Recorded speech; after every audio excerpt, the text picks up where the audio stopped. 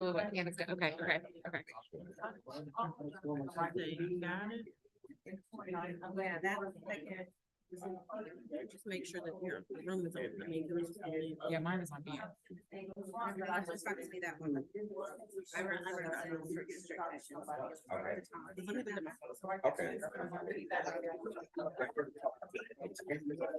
Time.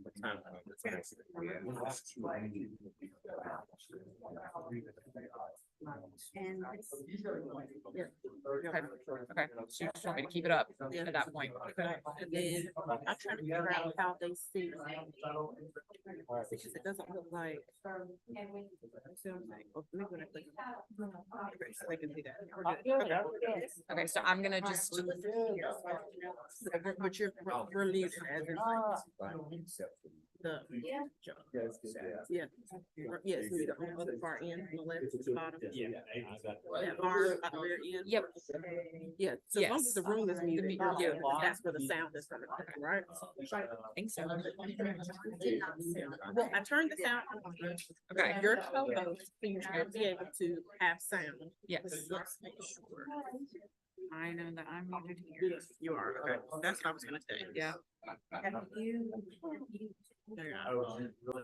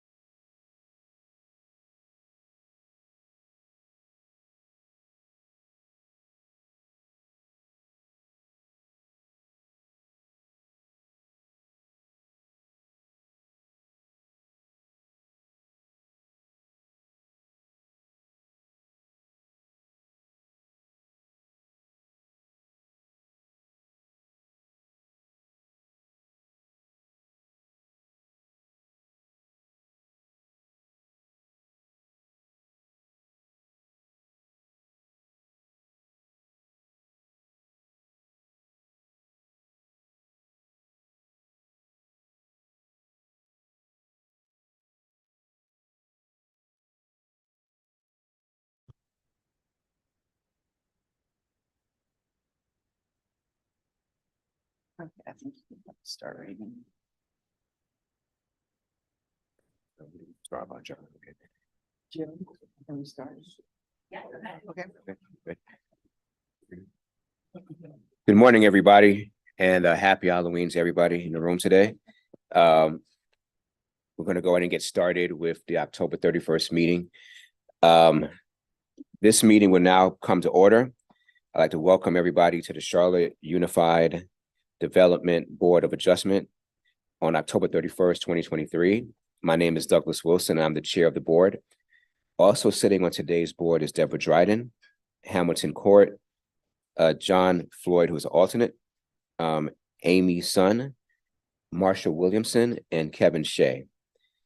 Also present are John Kinley, Senior Project Manager, Lisa McCarter, who's our Planning Program Manager, Solomon Fortune, who's our Zoning Administrator, and she will be here shortly. Tari Hagler Gray, our Senior Assistant City Attorney and Advisor to the staff.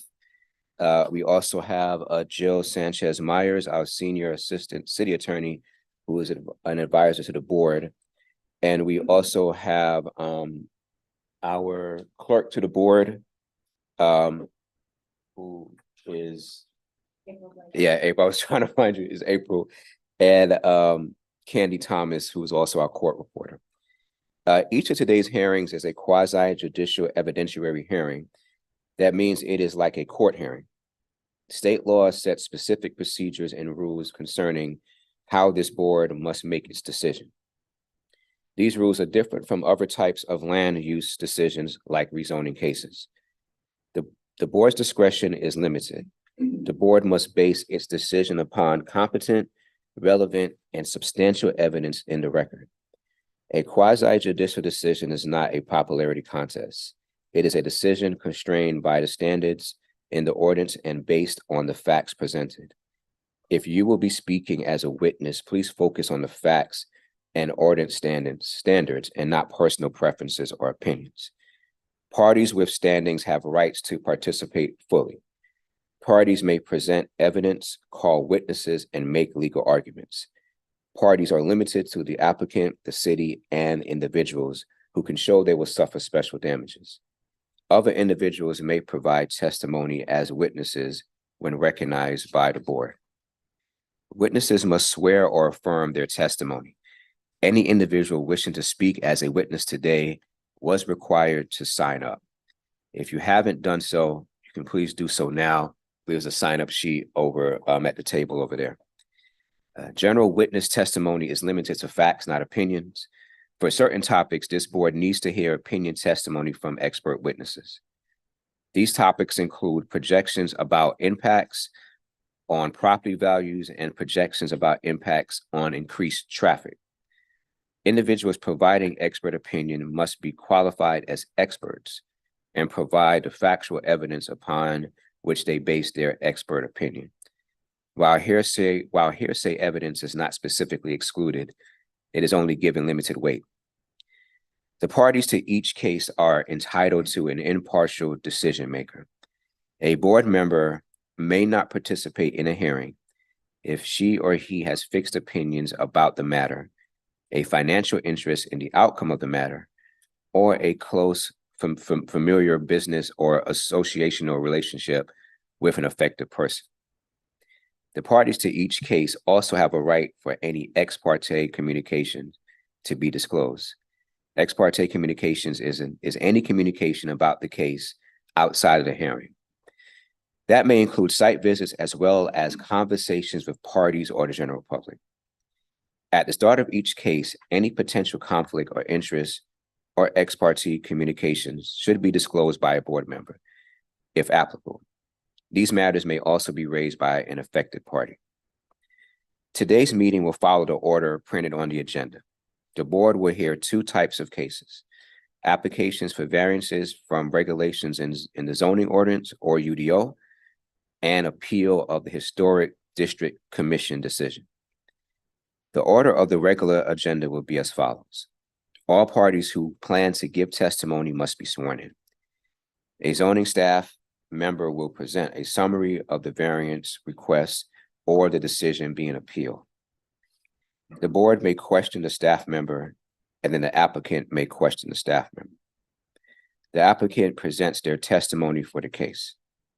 The board may question the applicant, and zoning staff may question the applicant. The applicant may present other sworn witnesses. They will also be subject to questioning by the board and staff. Other parties wishing to speak for or against any application will be given a reasonable time to present sworn testimony. The staff and then the applicant will be given an opportunity for rebuttal. After hearing each case, the board will review each case and render a decision. This is usually done in closed deliberations after hearing each case. The chairperson calls for a motion and a second to approve or deny the variance or appeal. In the case of an appeal, the chairperson calls for a motion and a second to uphold, modify, or reverse the administrator's decision. The decision will be made by a simple majority vote to the board. However, the board may elect to take up to 30 days to render a decision. You may remain present during the deliberations, or you may call the zoning staff after the session to receive the decision of the board. All exhibits must remain with the board. If your case is not appealed to the Superior Court after 30 days, you may pick them up or they will be destroyed. Appeal from this board is to the Mecklenburg County Superior Court. You have 30 days from the date of the board's written decision in which to appeal in accordance with the North Carolina General Statute 160D-405D.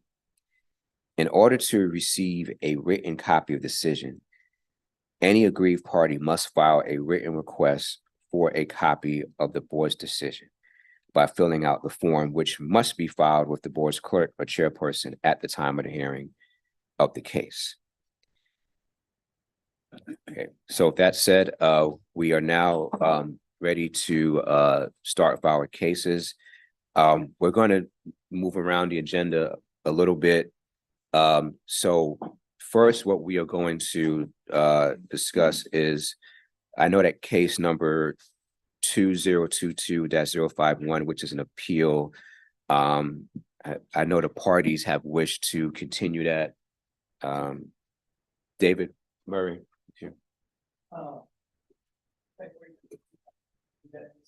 90 days. So, okay. All right. Okay.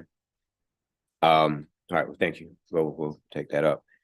Is there a motion on the floor to continue this case for 90 days? And this is a case number 2022-051 for our court reporter. So motion to continue. All right, motion's been made by Ms. Sun. Is there a second? Second. Second by Mr. Court. Now we'll go to a roll call vote. Ms. Sun, Sun, yes. Ms. Dryden, Dryden, yes. Mr. Court, Court, yes. Mr. Shea. Shay, yes. Okay, Wilson, yes. Okay. Okay. Now we will move back up on our agenda to the first case, which is going to be a variance. And Lisa, are you doing this or is John doing this? Okay, John. All right. And John, of course, I have to swear Do you you have in. any paperwork for that? Yes, coming around.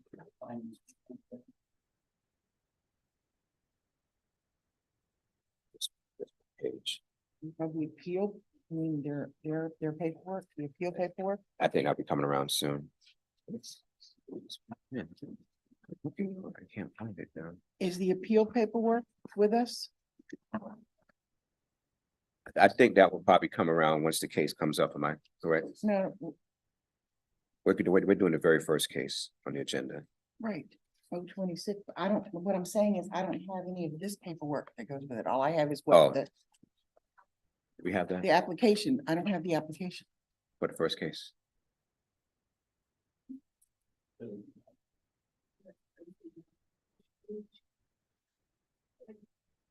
I can't hear. Well, normally we've had it printed for us when we get here. I mean, yes, I got the email, but I didn't print it.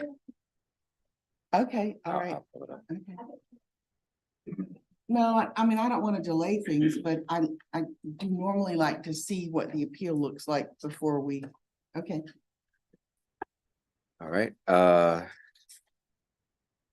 sorry for my delay. I'm trying to find the verbiage to swear you in. I know it's changed a little bit. I'll just go off the top of my head. All right, John, do you swear, and Solomon, do you swear or affirm to tell the truth, the whole truth with the matter at hand, excuse me? Okay, thank you very much. Yes, I got it. I said John Solomon, she has it. Yeah.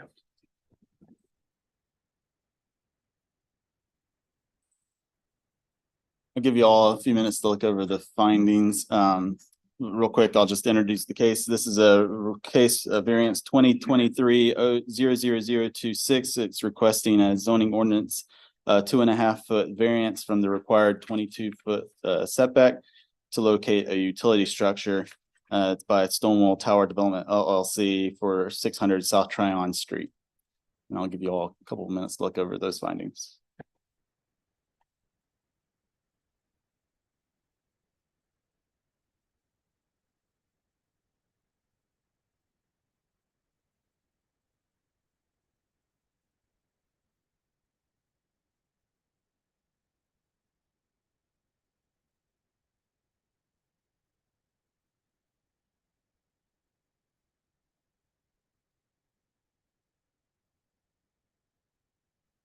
All right, John, you may proceed.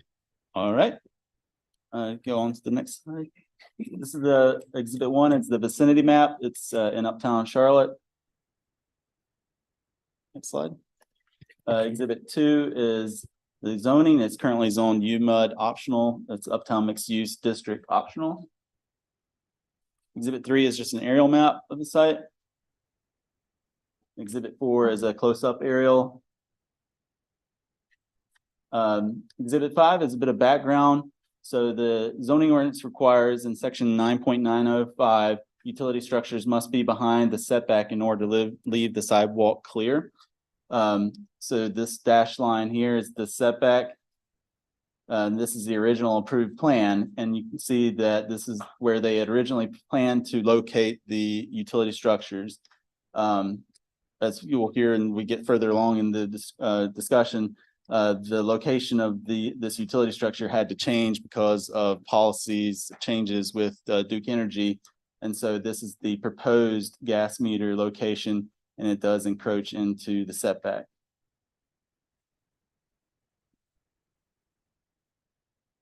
So Exhibit 6 is the variance request. Again, the ordinance says that the utility structures have to be behind the setback to leave the sidewalk clear. The variance is requesting a 2.5-foot variance from the original or from the required 22-foot setback. And so you can see here, there's the setback line. That's this little L shape is the utility structure. And then they're proposing a screen panel and some landscape screening as well. And then this shaded area is where the sidewalk is located. So the sidewalk is, it's not within the utility structure is not within the sidewalk. Here's a couple other exhibits that a screening plan. This is just a detail showing what the elevation of this utility structure looks like.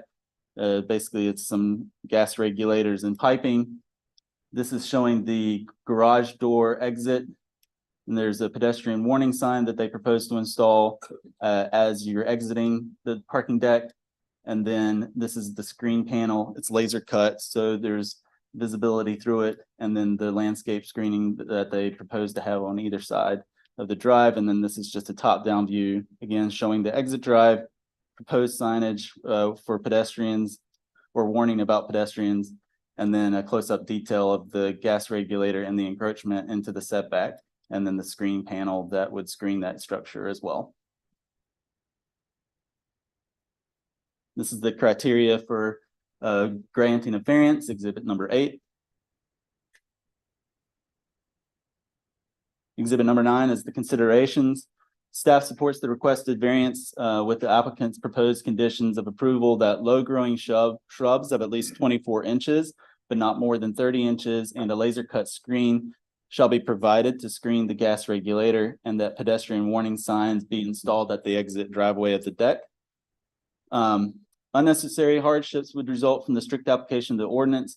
hardship results in strict application of the ordinance because Duke Energy will no longer allow the gas regulators to be located within a loading dock.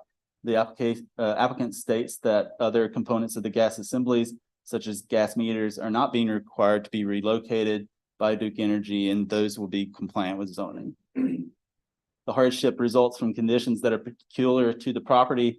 The hardship results in conditions that are peculiar to the property because the applicant has constructed this building in good faith. The gas regulator could be located within the building, within the loading dock, and as approved, and therefore they built the building up to the setback line, and that leaves no room to put the gas regulators outside of the setback.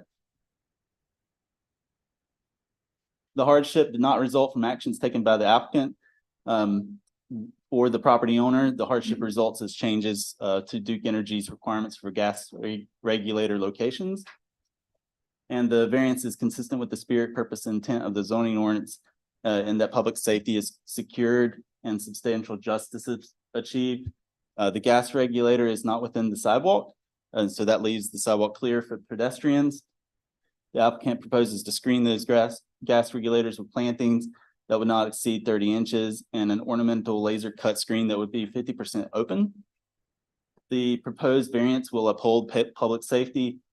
The applicant proposed to provide pedestrian warning sign at the exit driveway, and the applicant has provided an email from Duke Energy, that's screen clipped here, basically outlining their changes in policies, and that occurred in September of 2022. And that's just a photo of the zoning sign or the zoning case sign next to the building.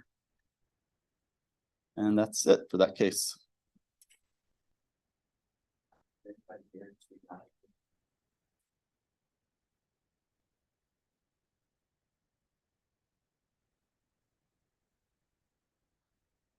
Chairman Colin Brown and Sarah Beeson with the Alexander Ricks firm. We're here. We have a present. Sure. Yes, sir.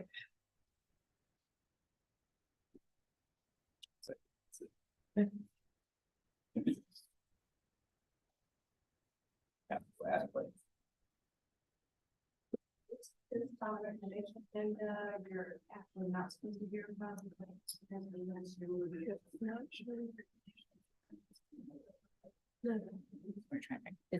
Is this in the recommendation? This is on the recommendation agenda.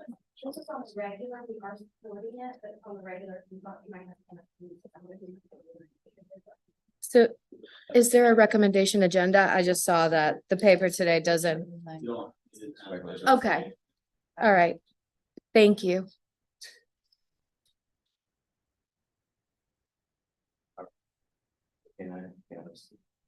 I'm sorry, my apologies. I think it was on the recommendation. Yeah, it is. The agenda's changed. Yes, it says recommended agenda here. Yeah, and this is. This is what we're doing, so it's on the recommended agenda. All right. So we have to vote to move it to the regular agenda if we want. Co-Chair Dryden, I think what staff just emphasized a while ago is they don't have a recommendation agenda, so it might have been a mistake to write it on the paper that you have. You don't have a recommendation agenda for this meeting. All you have is a regular agenda. What I believe Ms. McCartan mentioned is that staff is supporting the application, but because there is no recommendation agenda, you would proceed as normal. Thank you.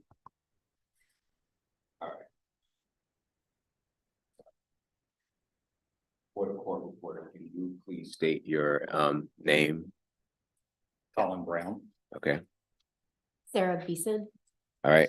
And if you feel comfortable placing your hand in the Bible, do you swear or affirm to tell the truth and the whole truth and nothing but the truth in the matter at hand? Yes, sir. All right, thank you very much. Mr. Chairman, we're here, we're prepared. We've got a presentation. Mr. Kinley did an excellent job of the overview. So we'll defer to you if you would like. We don't, I think, have additional evidence, but we're happy to present in the interest of time.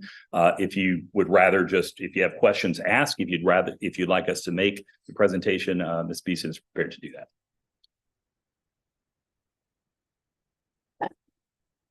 That's fine. So I'm like, make a motion to approve the variance. Second. Second. All right. Motion been moved and properly second. Now we move to a roll call vote then. So we're not gonna hear from them at all. All right. All right, Mr. Dryden, Dryden, yes, to approve. Mr. Court, Court, yes. Mr. Shea, Shay, yes. Ms. Sun, Son, yes. Wilson, yes. Thank you. Thank you. All right. Apologies about the confusion in that case. It was just kind of rattle when yeah. All right.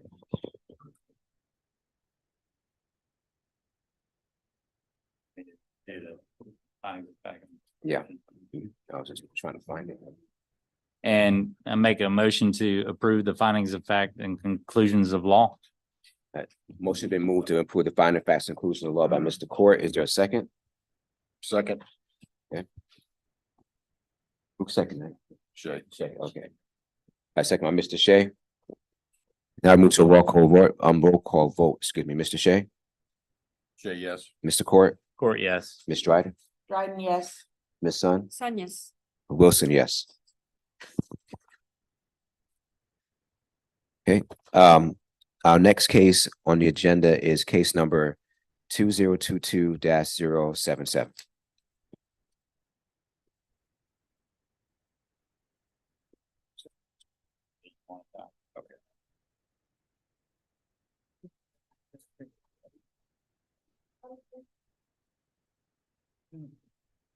Board member Chairman Wilson, just to clarify, this was the case that the board last month decided to defer 30 days in order to make a decision. For the record, I see that all of the board members that heard the case in the last session are here today present. And my understanding again is that the motion that was made at the last meeting was just to defer 30 days. And that today you would take a vote and make a decision. And then not hearing the case. I would add also, Mr. Wilson, although you might have been here as a member of the audience, you were not part of the panel, so it would be best for you to recuse yourself from this consideration just because you were not part of the panel at that time. Do I have to leave the table or do I just? Yes, it would be best if you. And then I would assume that Co-Chair Dryden would take over for this particular case. All right, board members, all we're doing today is the deliberation part. We heard all the evidence at the last meeting. So now we just deliberate on whether to uphold the zoning administrator's recommendation or to deny, because so if we have discussion, let's start there. Do we have any discussion? Well, Madam Chair, Yes. do we have to go into deliberation or can we ask Mr. Murray if he has other information that would be helpful to us?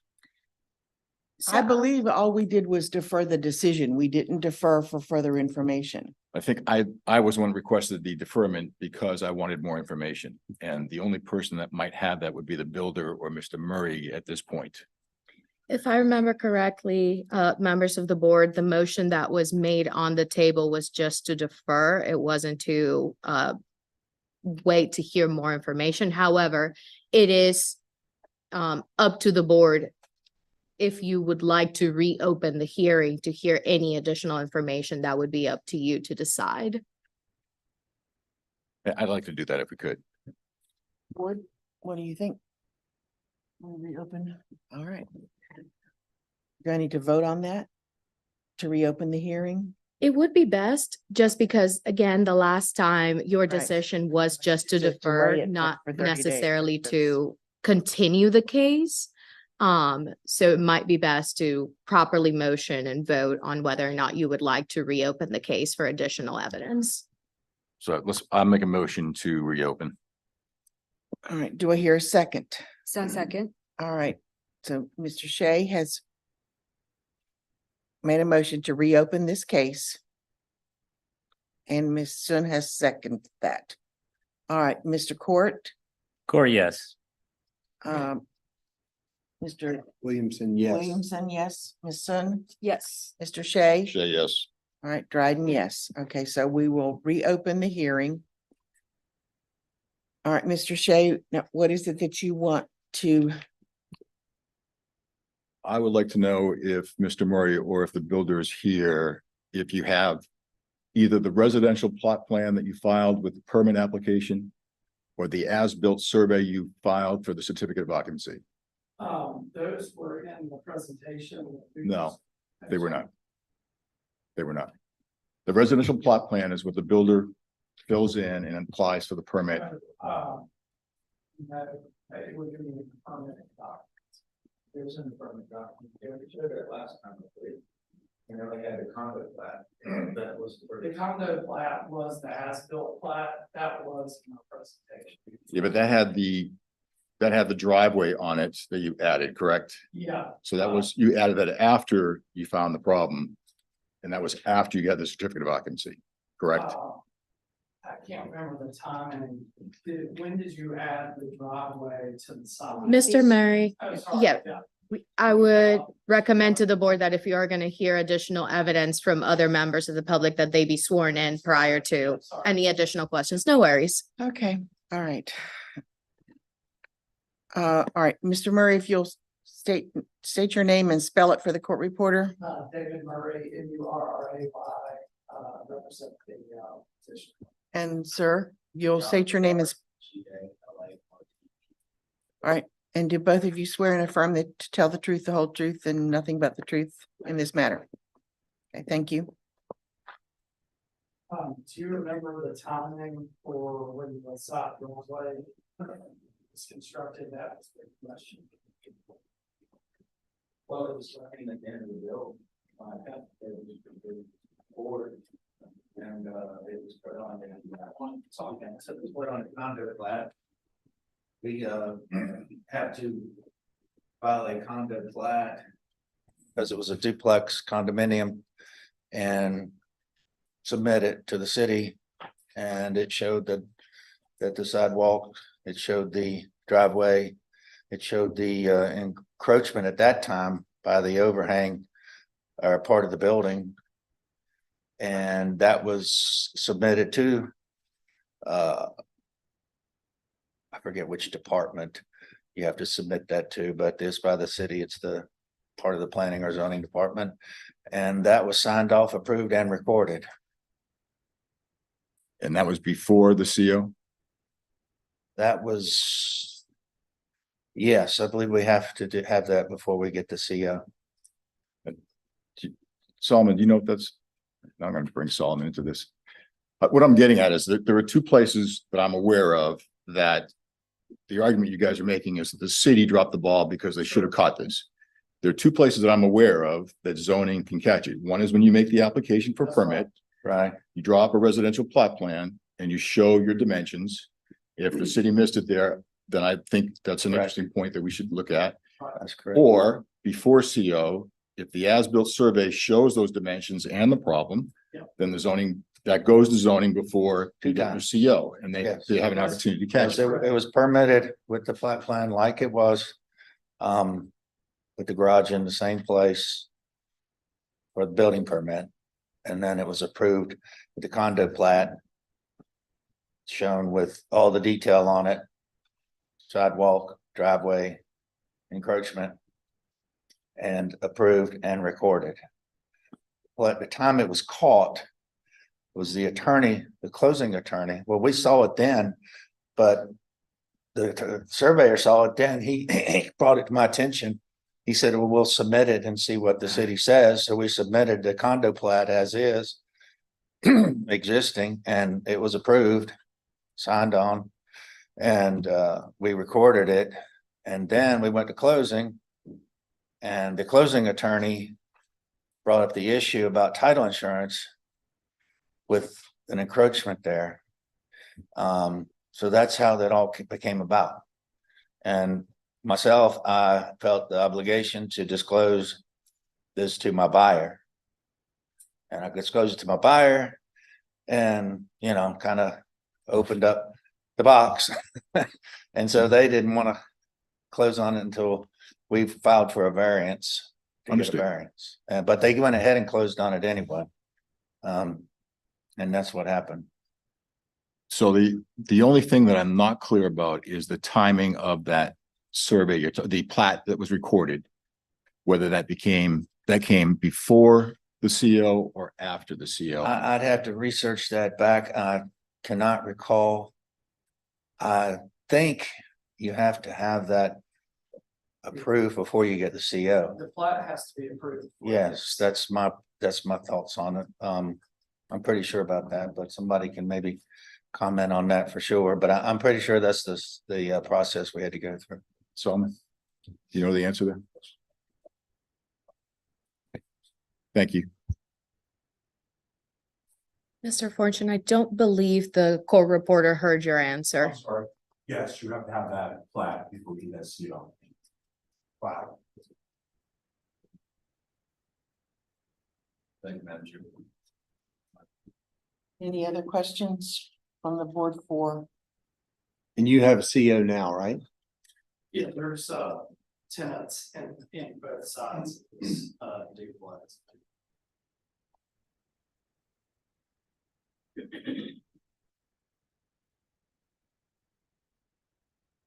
Any other questions?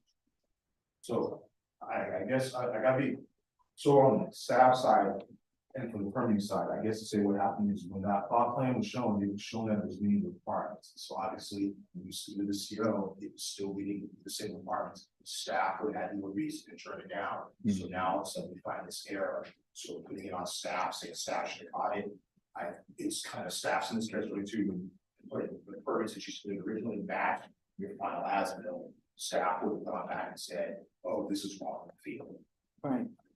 Just real fast to clarify that. So when the plan was submitted, the structure, the way that they showed the setbacks, everybody missed the garage setback. That's the issue. The building footprint is shared. But what everybody missed here is that there's a different standard for the garage setback when it's behind that sidewalk. So the building setback is measured from the right of way. The garage setback is measured from the back of the sidewalk. Here, the back of the sidewalk was a lot closer to the right of way. So that's what triggered this whole problem, is because the measurement requirements were different. If the setback from the building was from the back of the sidewalk, then that's where all the measurements would be shown. The problem is on the plot plan, the measurements were shown from the right of way. And that's where the problem was, because nobody picked up, and even though the plans were submitted showing a garage door and they knew where it was, nobody picked up the back of the sidewalk because it was even closer than the city's easement that was shown. So when the city constructed the sidewalk, they actually built it even closer to the into the site than what the easement actually was on the site. So this is multiple levels of the original architect surveyor making a mistake in where he showed his measures for the original plan that was submitted. And then we had the further issue that the surveyor that was here, when he put his building stakes to the ground, he made a mistake too. So it's two mistakes that led to the situation we have. So the right of way measure is different from the back of sidewalk. And what's unique now is under the UDO, that side setback is even reduced further. But the problem is the garage setback measure was not reduced in the UDO. It's still the same standard. That's why we're here. So the garage itself, the face of the garage to the back of the sidewalk is what this variance is, even though the structure itself is in compliance with the zoning setback. Excuse me, zoning.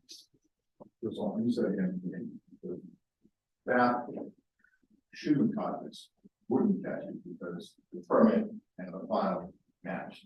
That's correct. And then when you look at the plans for the garage they're referring to, it's not labeled on the plans. So staff would have gone out there and said, here's the plot plan, it's given to me, it's matching. Here's this, because if it was clearly a garage, it would have been someone who said, hey, that would have been the trigger. And then I'll be honest with you, it wouldn't have been labeled like staff and stuff, and I can't get out of that, but that's what's happened on this one here. Except for the fact that the condo plat was submitted showing. Actually, they didn't match. They did not match. Because the building permit, that plot plan showed the building inside the setbacks. When the surveyor set the stakes for construction, The plot surveyor messed up. when the surveyor set the stakes for construction, he said it it was 5 feet over from outside the setback where it should have been based on the permitted plot plan, which nobody knew. I mean, it's hard to really tell when you're out there on site. I knew that. Yeah, and then when the condo plat was filed, it showed the encroachment. So the condo plat did not match the permit plat. And it No, shows they the did not line match. going through the building. This is where I'm confused. I understand how they could match. No, they didn't match. No, they don't match because the surveyor that was here that testified for us made that mistake that brought the building even closer. But anyway, so if they don't match, that's the first flag, right? But even if they did match and you guys caught it, if it's not marked garage, there's no reason it's only to see that setback is incorrect. That's correct. The plans were turned in. The plans show garage door facing that. Prove something. I don't have it. Well, I mean, it's on. Yeah, that had the garage, that had the driveway that you put in after you found the problem. No, the plans that were submitted for permitting to the county showed the garage door on it. Facing Fairmont, yes, Facing Fairmont. right It there. showed the elevation. The permit plans, site plan shows the garage door facing Fairmont. And it Or- unfortunately shows less than 20 feet from the sidewalk. And the condo plat was as is existing after the as-built with the building moved over 5 feet in error. So it's even closer. And it Board showed the membership. encroachment. It might be useful to ask either staff or the applicant if they have a copy of their presentation that they gave the last time, because it might show the information that they're stating. I do believe that staff has a presentation up at the moment. So if you have any further questions. Yeah. It'll be. Yeah, I think it was shown last time.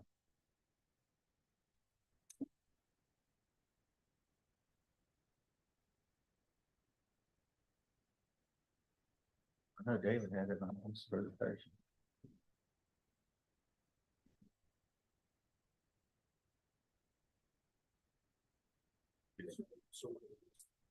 Part of their presentation from last time. Part of what their application, their appeal process. This there, Yes, It's not right on the roof. that one right there is the permit application. So then if you scroll down one more below, oops. So these were selected in the permit plans, and then keep going one more. So there's the garage door that was on the And you can look at the plan. elevation, that Yes. garage was not labeled. So you know, it's staff to cancel that. Right. Where's the floor plan? That was on there I'm not too. sure the floor plan was in. No, I showed it on there. I mean, I don't know if you showed it on your application, but. I mean, it's in the submitted plans, but the floor plan did show a garage. It shows on the foundation plan and the floor plan. You wouldn't file a floor plan. You file the plans. But we've had the whole thing. Yeah, the plans go with plan review, but that's not. Yeah. That's not. Okay. Good thing. Good, I'm sure. Any other questions? All right, we will close the hearing and move into our deliberations. a reminder that you may listen in front of me, but you may not comment as the board deliberates. Okay. Comments from the board. Mr. Shea, you want to start? What are your considerations and what? I think there are two areas that have this and suggest the city should have caught it. I don't think I've seen proof that that's true here. I wish I could, I just can't see it. So I would be in favor of applying for a variance. This way, from your staff. So are you then you would then, what you're saying is that you would support upholding the zoning administrator's recommendation? Correct. To not approve. Board Chairman Yes. Dryden, I don't believe that's the standard in this case. This is just an application for a zoning variance. So the board would be either voting to approve the variance or deny the variance. This isn't an appeal. To my understanding, this is not an appeal from the zoning administrator's determination on an interpretation of the zoning regulation. It's just an application for a variance. And if there are any concerns, you can reopen and just clarify with staff. As I said, I was making a move to Okay. decline or deny the variance. Okay, all right. Mr. Court, you have comments? I feel like the different thresholds here, the unnecessary hardship, it would result in the lack of the use of a garage. The hardship, the conditions of the property, it doesn't really feel like the property is all that peculiar in size. I think the question of whether this is a result of actions taken by the applicant kind of plays a little bit to whether this was could have been caught by zoning and whatnot. The spirit and purpose and intent of the UDO, public safety. I mean, I think the spirit and intent of this particular provision is to keep the people from parking across the sidewalk and endangering people to go down there. And I don't know that there's a whole lot that would suggest that allowing the continued use of this garage would achieve that goal. So I'm inclined to deny the variance as well. Okay, Mr. Williamson? Yeah, I think I gotta stick with staff on this and I would be in favor of declining it as well. Ms. Sun? I agree with the others. And my concerns were safety. Because I understand that you built a pad beside it. But once we approve if we approve this and move forward, there's nothing to stop someone from parking in front of that garage and obliterating the sidewalk. So I too am in favor of denying this variance. They did add that little parking strip on the right-hand side. Right, they did build the parking strip on the side of the garage. Chair Member Dryden, I would caution the board to make determinations based on information that you might have not been presented. I do believe, as you made your comment, the applicant's attorney, Mr. Murray, kind of raised his hand. It might be useful for the board to reopen to hear any additional information he has, especially as it relates to potential safety concerns, given that when we reopen the hearing, that might have not been addressed or readdressed before the board, but it's up to the board's determination. We want to reopen the hearing. To allow Mr. Murray to make a Make a comment. motion to allow Mr. Murray to make a comment. I second. All right. All right, let's roll call vote, Mr. Williamson, Yes. Ms. Shea, and Ms. Sun, Then yes. Court, Yes. Mr. Shea. Say yes. All right, Dryden, yes. All right, Mr. Murray, you may. My comment on this issue is if the board denies this variance, then the garage is sealed off. The driveway was approved to be there. There's no evidence that anyone is parked and locked that sidewalk. And if this garage is sealed off, the circumstances on the ground with that driveway do not change. It's speculation to say that just because there's a garage there or not, when there's no evidence of any parking in front of it, that creates a safety issue. The staff's position has been based upon speculation that there are people parking there, but there's not anybody parking there. The tenants have been instructed not to. And in fact, we will agree, they just did it in the last variance. We'll agree as a condition to this variance to put a sign up in front of that saying no parking on this driveway. The staff has looked at this to see if there's an alternative. We have looked at this to see if there's an alternative. There's no way around this situation. And so we have a hardship. My clients purchased the property. The act of purchasing the property, knowing we need a variance, cannot be held against them. There was no evidence that anyone's ever parked in front of this garage. They've been instructed not to park in front of this garage. And the final plat that was submitted shows that driveway, shows the setback line in violation. The condo plat that was approved. And that's why we're here. This is a last resort so that this garage can continue to function as it has for at least a year. Because it's been out there that long. And so I just want to be very clear on the speculation about parking in front of the garage. Because that is not something that's happening. And if that's a concern, as a condition, we will put a sign up in front.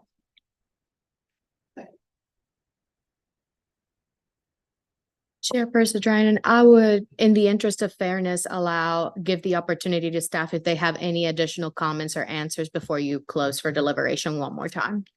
Okay, staff comments. The comment is, it typically the driveway is not leaving the 20 feet back of the sidewalk. We usually have to pull it out because again, staff can't, they can sign up, staff can't go out there and the code enforcement is not going to go enforce itself when we can't park. It's just not any reason for them. The driveway is approved by the city engineer, correct? Yeah.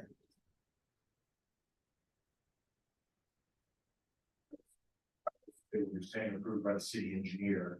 Yes, but the city engineer isn't looking at the zoning standards, as I mentioned in the previous, at the last hearing, that different two different entities, just like the same way South building code guides properly for zoning for verifications. And zoning staff gets submitted something that said it's right, they wouldn't go and say, tell your client this is wrong. I understand that, but there's no violation from the driveway. Driveway is not in violation of the zoning. It's only the distance to the front of the garage. It was also approved on the condo plat. So I guess the question. And it was shown on the plat that was submitted. That's recorded downtown. Say that's where you guys have to show us if it's the 20 feet from the back of that sidewalk. Then I guess to say, we would say, yeah, it's your reading, but right now, that's, I think the variance staff is the issue. The issue is the setback from the back of sidewalk to the face of the garage. The driveway though, was shown on the approved condo plan that was shown up here with the setback.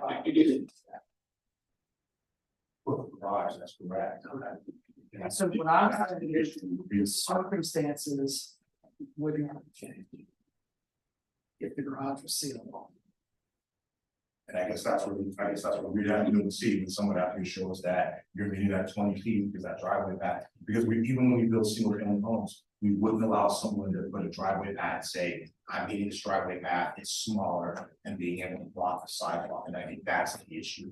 Because again, for example, you said, hey, here's the back sidewalk, and there was no garage, and it was like 25 foot, then we'd be like, we agree that from the back of the sidewalk, you're being that 25 feet, we couldn't go and say you can't have a driveway. Right, we added the driveway around the front, sorry. I just have a question, like this is confusing to me because if the sidewalk was 20 feet from the garage door, correct? We were the back sidewalk. To the garage door. Okay. Then what's gonna stop somebody from parking across the sidewalk anyway? I guess in regards to. I guess I need to help understand. what you mean. If the garage was 20 feet from the back of the sidewalk. There's nothing that prevents somebody from just pulling in and parking over the sidewalk. Or if there's already a car in the driveway and then somebody pulls in behind them, they're on the sidewalk. Even if they're 20 feet. I don't understand why I mean, it could be 100 foot long and still people park across the sidewalk. But at 20 What is the total distance from the back of curb to the garage? from the back of curb, I'm not sure. It's about 6 or 7 feet and I know in some, Back at the sidewalk to the garage is 6 feet. I don't know about the. How big is the sidewalk? 4 or 5 feet. yeah, That's 11 feet, and is there a planter strip? Yeah. there's a 4 foot planter Yeah, strip. 4 foot. I mean, it's just the right size for a car. Well, here's That's a what I parking have, space. I mean, the question I have too is, I know Nobody's parking. we've applied for, I've seen sometimes where, and we did a submittal, a pre-submittal for a townhouse one time. And they wanted us to have the driveway less than 7 feet or 20 foot. Because if it was less than 7 feet, then there was more inclination, nobody would park there and be hanging out into the street or over the sidewalk. Is that correct in some zoning instances? Well, that's townhouses are different. Townhouses, yeah. Townhouses are different. Okay, well, these are condos, they're condo townhouses. There are under the code is a single family home. Yes, it's a duplex, but it falls under that single family requirement. Okay, so if we made them townhouses, would we be able to? No, because it would be still for zoning code, it's still a single family. But if they were sublots? It'd still be single family home. Let me ask. No, this. we do them all the time, duets, they're sublots in townhouses. But when you go to the building code and zoning, it would still be a single family home. You just have to duplex, it's allowed as a single family. But then it's not a duplex, it's townhomes.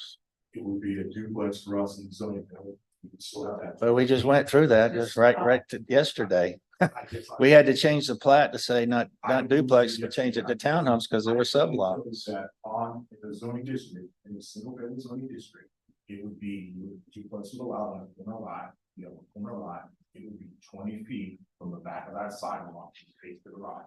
Right. You're gonna ask them the board, I'll tell you, are there single family homes that people have 4 cars, don't be no garage, that sometimes if they cars are long enough, that they'll help, they would still want, that sometimes block the sidewalk. Yes, with the intent would be for safety, that wouldn't be the condition that happens all the time, and we realize that, Christmas parties. Did you realize there was some on that street? There's some on that street that are less than 20 feet from the sidewalk. Because when they were built. Code was adopted in 92, so it's something, Yeah. if it got built before that, it would be, yes. But I mean, I'm still confused a little bit, really. We do corner lots. We've done it a dozen times. Corner lots, sublots, divided into 2 sublots, and we have 2 townhomes. Okay, there's no, so I'm not understanding where you're confused because. Well, I mean, if we have 2 townhomes, then we can have a 7 foot or less. Right, well, then we can have less than 7 foot for the driveway to the, Not for duplex, and if it got permitted, that's not permitted. okay, so if there were 3 units, it would be, or 4 units? If that's a triplex, that would be allowed a single family, that would be a multi-family. And even the same way. But there's still sublots with townhomes. So there's nothing wrong. That's all I got to say. I'll tell the board, there's nothing that says you can't sublot, because the sublot stop is zoning requirement for the duplex. But see, we just had this week where we submitted a plat Sir, Said they had, I can't- duplexes, but I, anyway. I thank you, but One other thing I was gonna propose to the board, just as a possible other condition that John Kinley sent me. To see if this could be shown to create additional parking space.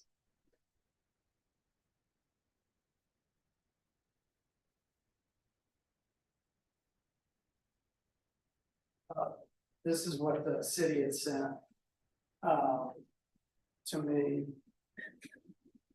as an additional condition that we consent to if the variance was approved, would be adding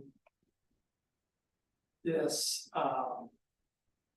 concrete area to the front, which would provide more parking space. It would have a little bit of space off the sidewalk. Basically, this is Kinley's exhibit, email October BOA cases. This is an overhang on the house. So look, that's not the footprint of the house there, it's an overhang. And you would be able to come in, you could park a vehicle, one in the existing, one here. That would give some additional space, plus it would connect over to this existing garage. That gives some additional space. That would be a condition that we would also stipulate too. We could do a sign, we could pave that as conditions for a variance approval here. We put that out there also.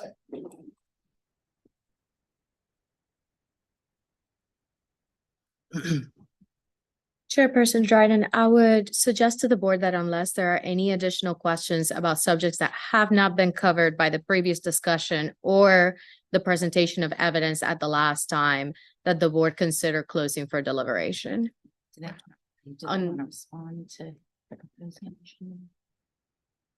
any response from staff concerning this? That's the first time I've seen this slide and this accommodation. I mean, we Any need to comments? sit down with Department of Transportation, I mean, but I think this can possibly work, and but I think at the time. When we sent this, I just think, I'm not sure that was what they wanted, so. Okay. All right, I'm going to close this hearing again, and we're going to go back into deliberations. I'm looking at this is number 20 on the finding of facts. And it says the minimum 20-foot setback in a neighborhood 1 district accommodates the 20-foot needed for parking and maneuvering area to ensure that vehicles are not parked on sidewalks or yards and for visibility and pedestrian safety. 20-foot is the minimum. And they're asking for a 14-foot variance, which would leave only 6 feet. And I understand the comment about I could put a sign. But who's going to enforce that sign? And once the property is sold,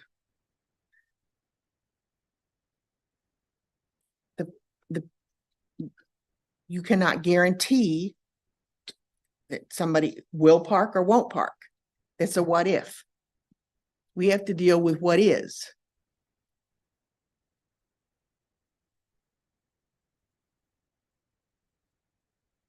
And CDOT has said that they don't have a detailed illustration on the variance request site plan. The existing building appears to encroach on the site triangle. And CDOT does not support a variance for a driveway garage connecting that encroaches into this site triangle. I looked that up in the UDO and it shows it. Because the site triangle shall be provided that allows drivers to see pedestrians and bicyclists on the sidewalks and shared paths.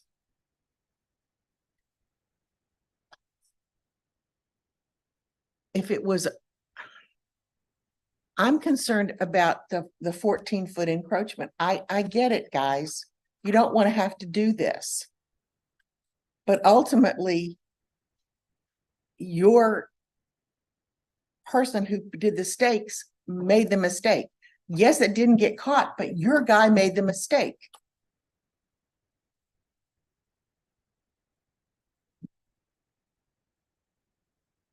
And to assume there's going to be a garage there, I didn't see it necessarily on the site. It could be louvered doors on that picture.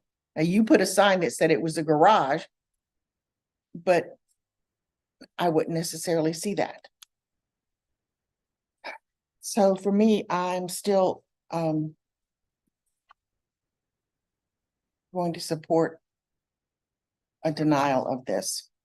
Any future or further comments, Mr. Shea? Mr. Court? I'm sorry. I'm sorry.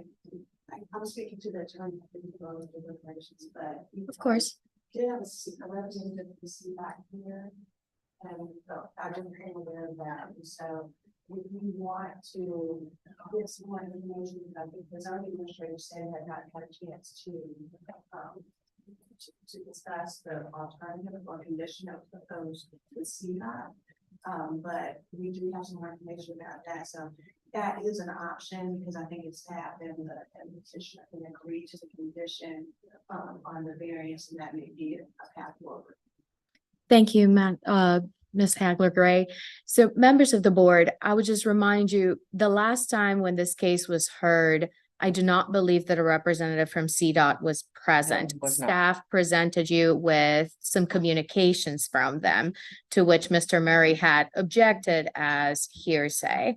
Now, based on the representations of the attorney for staff, we do have a representative from CDOT here that may be able to clear up some of the concerns that the board has represented in this part of the deliberation. Again, it is up to you to decide whether or not you would like to reopen to hear from CDOT. However, if this is a condition, if this is a matter that greatly concerns the board and could hinge on your determination, I would suggest that you at least have an opportunity to hear whatever additional information you haven't been previously presented. And you wouldn't need to necessarily vote again to reopen. You would just, as long as everyone is in agreement, you can just reopen the hearing. Right. Yes, I would just to clarify, you don't have to Vote. do a motion second and vote to reopen. As long as all of you are in agreement to reopen, you can go ahead and do that so that staff can speak to you. Sure, if staff and CDOT can get comfortable with this, All right. Let's reopen the hearing. So Mr. Solomon, we'll hear from you and then from CDOT. I think we just discussed with CDOT, and I think we are comfortable with the option that was Mr. Kinley in his email, if the applicant, and we can support the variance, All right. if they agree to that. Can we, As conditions, we'd agree to putting a sign and to adding an additional area that staff had. As conditions to approval of variance, we'd agree to a sign and paving that red area or concreting that red area. and where is that red area? To the right of the house? It's in the It would be kind of in the front, yeah. Front. So Fairmount's the street right there, and then Yeah. Okay. Fairmont. Okay. It's connected to the other parking. Oh, So it'd be okay. two, so double parking. In and front, then right there's in the there. parking Okay, pad thank that's you. already there, so we Yeah, can, that's- so two cars can get there, and we would support that. So they could continue to use the garage? Yes, they Yes. just couldn't park there. Yes. All right. Do we need to hear from CDOT for that? No. You're good, I agree with that. Is, So, but the zoning administrator is. Okay, so, the applicant will agree that CDOT statement was they would support that. all right, so I've got a question about the parking, the no parking sign. Is there any city sign that can be put there that's not a sign for the property? Is there a city sign that says no parking on sidewalks that a tow company or somebody that has enforcement authority could do something about it? I mean, We would have to follow, I mean, my concern is it would be government on private property, so Mhm. that's my concern. So I'd rather, if the applicant, the what he's proposed, I'd rather just go with that. Okay. And then ultimately, I guess if there was issues and someone was in the right of way parking, then, we would have to, CL would have the authority to go and do some towing if something happened. All right, any other comments? We're gonna try this one more time. We're gonna go into deliberations. All right, so now board, the recommendation is that staff will approve this, CDOT will approve this if the applicant puts a sign up that says no parking and that they add the concrete pad to the right of the property for additional parking. Right. Was this an exhibit and we can just Yeah. refer to the exhibit? This would be probably applicant's exhibit, whatever your last exhibit was, David. That way you could refer to the drawing instead of trying to just. Yeah, that would be great, but I don't see a number up there. This would be the email from John Kinley dated, today, 10:02 a.m.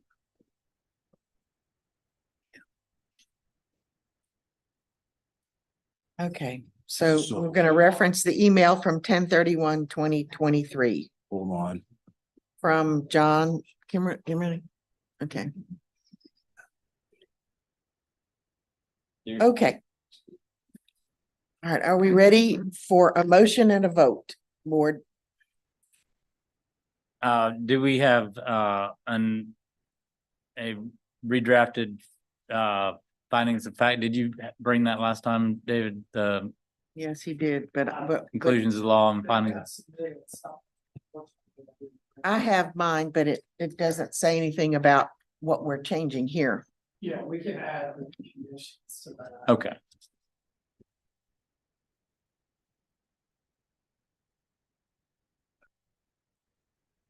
Board Member Dryden, it could just be added as, on the findings of fact as, item number 25. And just adding a sentence stating that as a condition of approval of the variance, the applicant agrees to place a no parking sign on the property as well as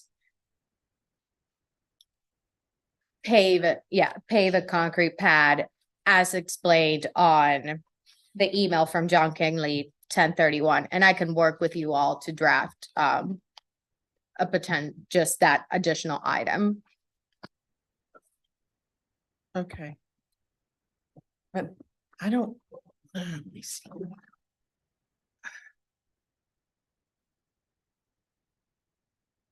What's the finding of facts? There's only 21. Yeah, there's only 21. I was confused. You said 25, but there's only 21 on my finding of facts, so it would be 22. Madam Chair, I'm looking at the Oh, findings of fact that were submitted by the applicant, the because the applicant. findings Okay. of fact that were submitted by staff would support a denial of the variance. Okay. Unless as my understanding, as it looks Okay. from the comments from the board, is there might be some thought to approving the variance. If you were inclined to approve the variance, we would have to decide whether or not to rewrite the findings of fact that have been presented by staff, or to adopt the findings of fact that were Okay. presented by the applicant. And if so, then we would add the items. I was assuming that the board would be interested in adopting the findings of fact that were submitted by the applicant, but you can read both Okay, and make a I determination. understand. I was just confused because I was looking at the city's finding of facts and you said 25 and I didn't see 25. Okay, all right. Do I hear a motion concerning this appeal? Court move to approve the variance. And I guess we can hold the explanation of the findings of fact to the. You could just say, with the Okay, condition, with conditions. With conditions. And we will explain the conditions as we talk through the findings of fact. Right, or okay. Conclusions of law. All right, so Court with conditions. Do I hear a second? So second. Shay. Okay. All right, we have a motion to approve with conditions this appeal. All right, now we go to a roll call vote. Mr. Hamilton, Court, yes. I'm sorry, Court. Mr. Shay, Shay, yes. Mr. Williamson, Williamson, yes. Ms. Sun, Yes. Dryden, yes. We are approving the variance. Approving the variance with conditions. Okay. Now we move to the finding of facts and conclusions of law.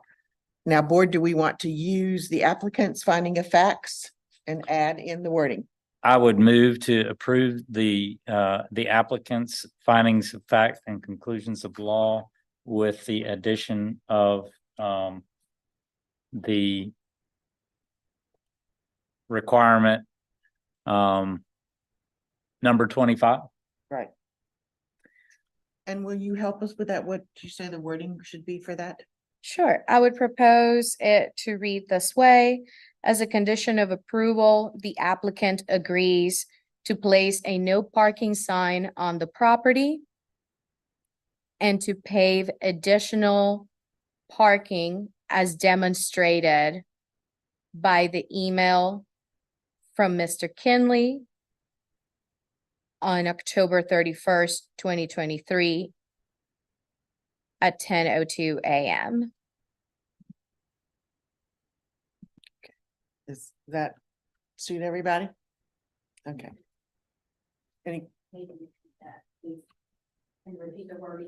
Sure. I'll try to do it. I'll make sure you're fine. this makes sense again. As a condition of approval, the applicant agrees to place a no parking sign on the property and pave additional parking as demonstrated by the email from Mr. Kinley on October 31st at 10:02 a.m.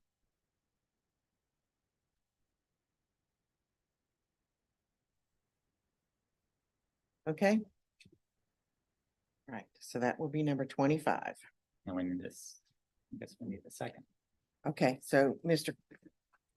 Court, That concludes my motion and we need a second. okay, Mr. Court, do I hear a second?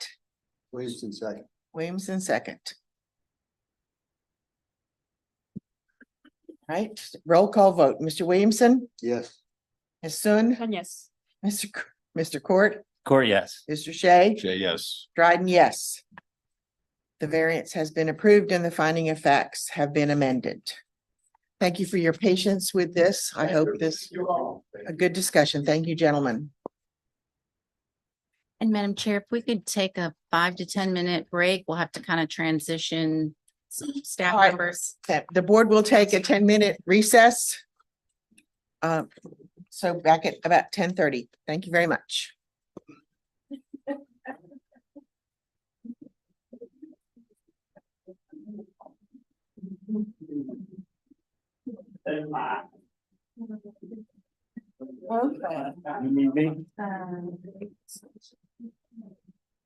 I think we're just gonna try to get through as much as we can on this one.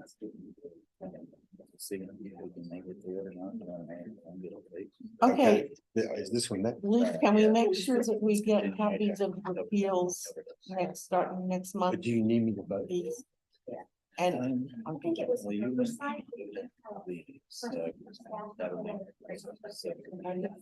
Because it's, for me, it's just, it's too much of a, I'd like to see what the applicant is applying for before you give your presentation, so I know. Just so, and that's what I'll talk to That happened. the clerk, because I'd like to have the. Yeah, I mean, mailed to me the week before, so I can look at it. Okay. See, it's Okay. to send me an email, but then print the email. Thank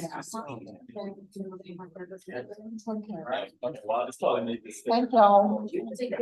I have a noon appointment, but Yeah.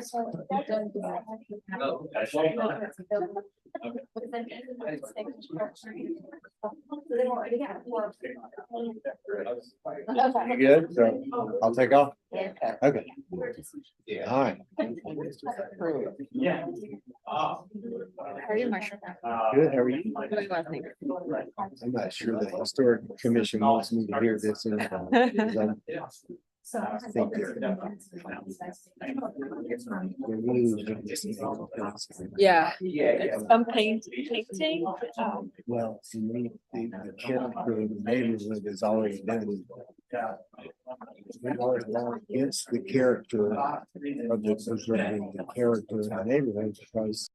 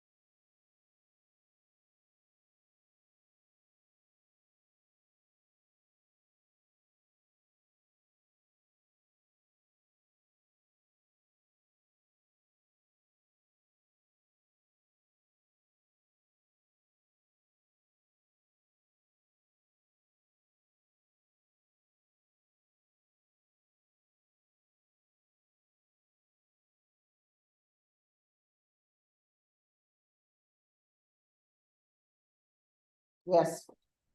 Yeah, we're 5 minutes past, so we can. All right. Well, I just want to see the presentation.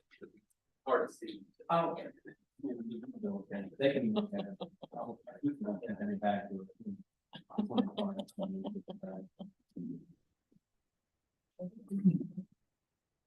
Y'all ready?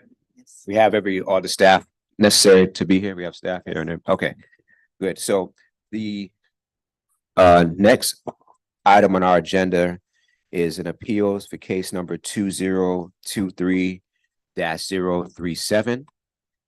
And I guess I'll turn over to Mr. Powers. And again, we have everybody here that's supposed to be part of this case. Just want to make sure. Okay. Mr. Powers. Mr. Chair and members of the board, again, I'm Thomas Powers from the State Attorney's Office. I will be sitting in for you today as your board counsel. Before we kick off the actual presentation between the respective parties, I do want to kind of give you a general overview of this matter so you have at least a proper frame of reference. This is not like your typical zoning board of adjustment cases. In those situations, like before, you have the zoning administrator who's standing before you, actually discussing the case, talking about the matter directly to you as you hear it for the first time to make a decision on whether or not the zoning administrator was correct or incorrect in interpretation, or whether a variance should be granted. This is separate. You are acting more as a court of appeals, meaning another board of the city, the Historic District Commission, actually conducted what you would normally do in regards to a certificate of appropriateness. Their decision is what is on appeal. When you're reviewing the matter from the Historic District Commission, you're looking at whether or not they applied the law correctly and whether there is evidence to support their decision. You're not in the position of substituting your thoughts and position as what the HDC should have done, but you're looking at whether or not they applied the law correctly. If you do not think they applied the law correctly, then at that point, you can say what the law should have been and how it should have applied. But if you believe the law was correct, the second standard would be whether there's enough evidence to support their decision. But again, if there's a situation where it could be a 50-50 toss-up as to whether or not they were right or they were wrong, you can't just unilaterally say my position is actually better than the HDC's.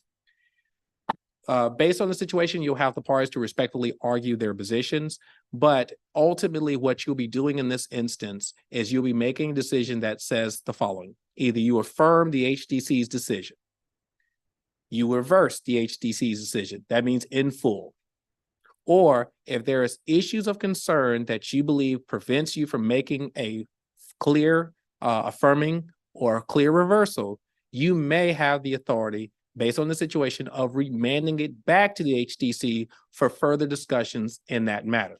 Now, I will say that the parties will have their positions as to whether or not they wish to affirm, reverse, or remand, depending on the situation and depending on your actual thoughts and questions. I may give guidance on whether or not a remand is appropriate based on your discussions. However, I will say that my legal position in all of this matters to answer your questions and to guide you in this regard. I cannot step into your shoes and tell you what you should or should not do, but I will caution if there are certain instances of questions or any information you're seeking that may be outside the bounds of this hearing. But outside of that, I will just be here to give you the guidepost as you're having that discussion. With that being said, I'm going to pause for this moment to see if there's any questions from any of you related to this.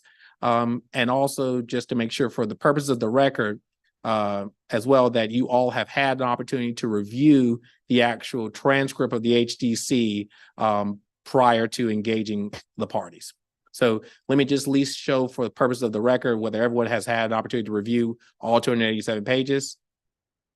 Yes. Okay. For the record, let's just note that all members of the board have reviewed the record prior to the hearing. Now we'll pause here, Mr. Chair, for any member of the board that may have some quick questions about the process and procedure, and then I will turn it back over to you. Sorry, I have a question. So who's presenting today? Is it going to be yourself alone, or is it going to be staff? I just want to make sure. Sure.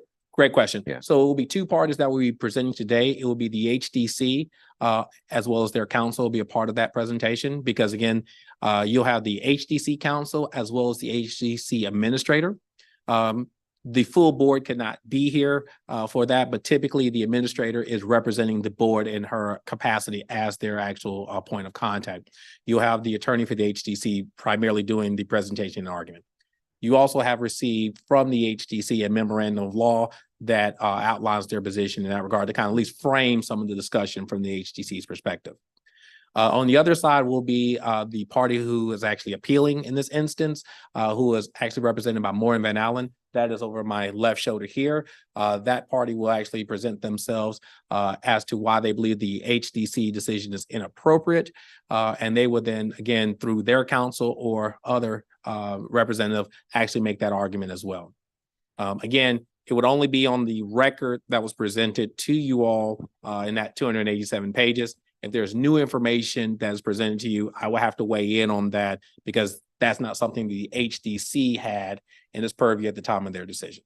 And then my assumption is, as far as swearing in individuals, we don't have to do that because it's just the two attorneys presenting? Typically, yes. Okay. Yes. And Now, then I will say, you guys are if talking you're to- thinking about making an argument, then we probably do have to swear you in that regard. I'm not sure, because I think you're counsel. Yes. Okay. I believe it's in council. I will be swearing in Mr. Spencer and Mr. Pappas at the appropriate time. Okay. I'm Okay. happy to do now or after. Okay, let's go ahead and then swear them in now. Okay. And then I will look over as counsel for HDC. Do you wish to have the administrator signed in, sworn in? Yes, yeah, take your time. Can I swear in them while they're discussing? Yes. Okay. All right. Thank you very much. For the court reporter, please state your name. Okay. All right. And do you swear or affirm to tell the truth, the whole truth, and nothing but the truth and with the matter at hand? Thank you. And Mr. Powers, we will go ahead and have Christy Harps sworn in as well. Thank you. All right. As same as before, can you please state your name for the court reporter? Okay. And do you swear or affirm to tell the truth, the whole truth, and nothing but the truth at the matter at hand? All right, thank you. And Mr. Chair, let me also just say, based on your question, while the attorneys may be doing the direct arguments for their respective positions, if you do have questions, again, the administrator as well as the appellants can answer those questions as well. So to your point, you can direct that to those individuals for a response. Board members, you have any questions for Mr. Powers? Yeah. Any questions for HDC? No? All right. Okay. All right. So we can go ahead and get started. Board members and Mr. Powers, actually, since this is an appeal from the Historic District Commission's decision, I believe the appellant should go first. Yeah, I was Okay. throwing it to you just to cue up exactly what the issue is in that regard before we turn it over to them for their appeal. So you can just kind of at least give me the frame of reference as to the matter. Sorry, my mic wasn't on. Let me just say that again. I was throwing it to you just as because it's an HDC appeal, just frame the issue as to what's on appeal before we turn over to the case in chief for the other party. Okay. Good morning. Jill Sanchez Myers, representing the Historic District Commission. And also with me is my colleague Nicole Hewitt and my representative of my client, Christy Harps, program manager. The appellants are appealing the denial of a certificate of appropriateness.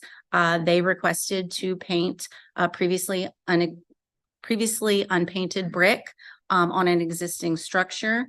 The Historic District Commission denied that request based on the guidelines and did not issue the certificate of appropriateness, and they are now appealing that to you, and I will just turn it over to them to let them present their case. Thank you.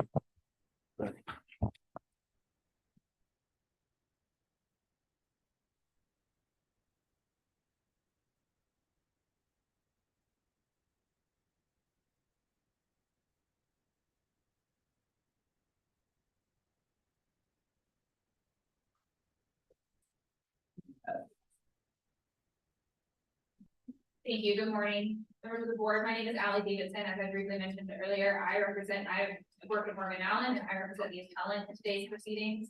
As Ms. Sanchez Myers represented, we are here today regarding the site of 801 East Boulevard.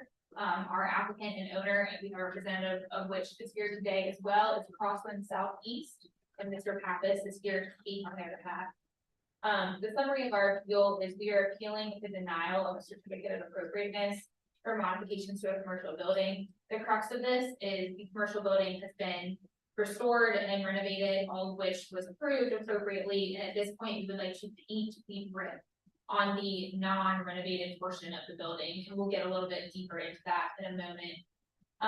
And then the purpose of this appeal is the decision-making board, which is the Historic District Commission, erred. It is our position that they erred in interpreting the following Charlotte Historic District design standards. That would be chapter 5.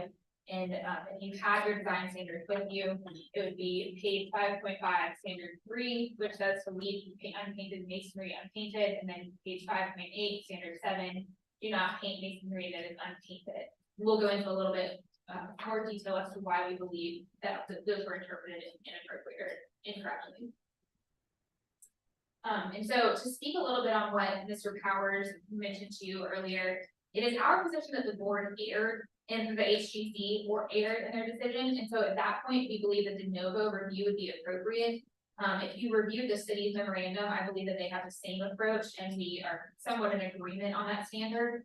And so de novo review is if the decision-making board erred in interpreting an ordinance, the court should review the issue de novo, and that means anew. So if you're looking at the evidence, so as if you're deciding on this decision today, the evidence that will be put in front of you will not differ from what was put in front of the HGC, but it is your opinion as to how you would like to view that evidence today.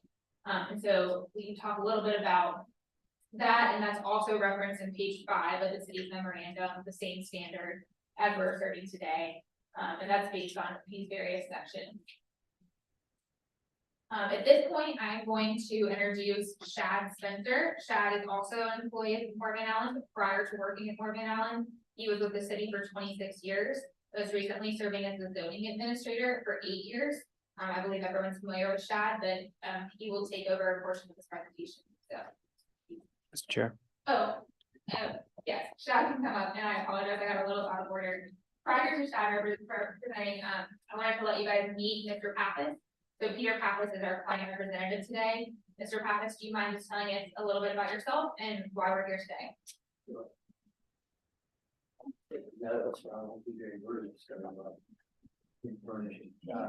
Turn your mic on. There you go. It's all right. Can you get it from here, or do you want me to sit down? But once again, I'm Peter B. Pappas, not to be confused with my cousin Peter A. Pappas. I'm a managing partner, one of the managing partners at Crossland Southeast. I've got 39 years real estate development experience. 27 of those years were with Crossland, what we refer to as our legacy company. And then 12 of those are with Crossland Southeast, which came from Crossland's divestiture of the retail division. And then we licensed the name Crossland Southeast. Like our legacy company, we're based in Charlotte. We're diversified geographically and by product type. We do various commercial, various residential, including, I might say, affordable and workforce, and then mixed multi-use is something we've leaned into and have a reputation. Notable mixed-use developments in the Charlotte area at Crossland or Old Crossland is Birkdale Village and Blakeney. At Crossland Southeast, we finished co-developing Waverly in 2019, and we're actively developing Commonwealth at Plaza Midwood, and we're actively developing Eastland Yards, the old Eastland Mall site, and a public-private joint venture. We have a reputation for quality.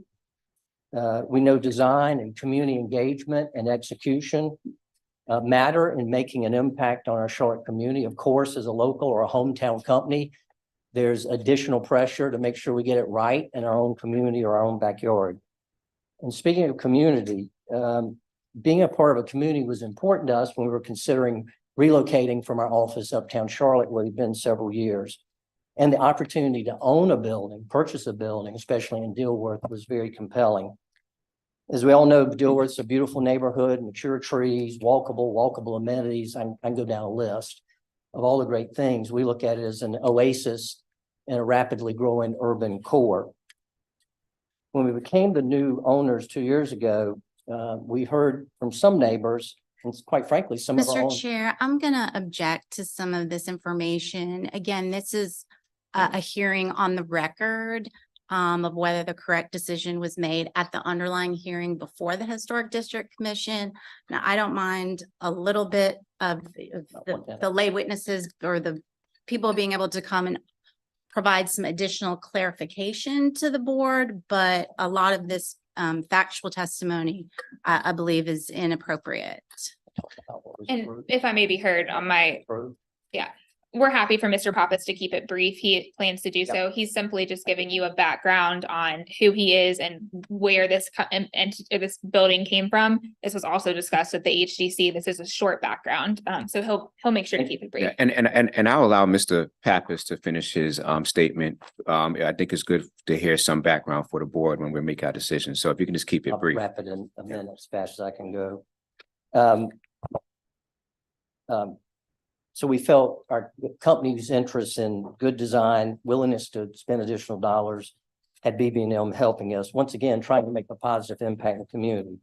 Speeding forward, in October of 21, we were fortunate that the HDC approved certain improvements to the exterior of the building.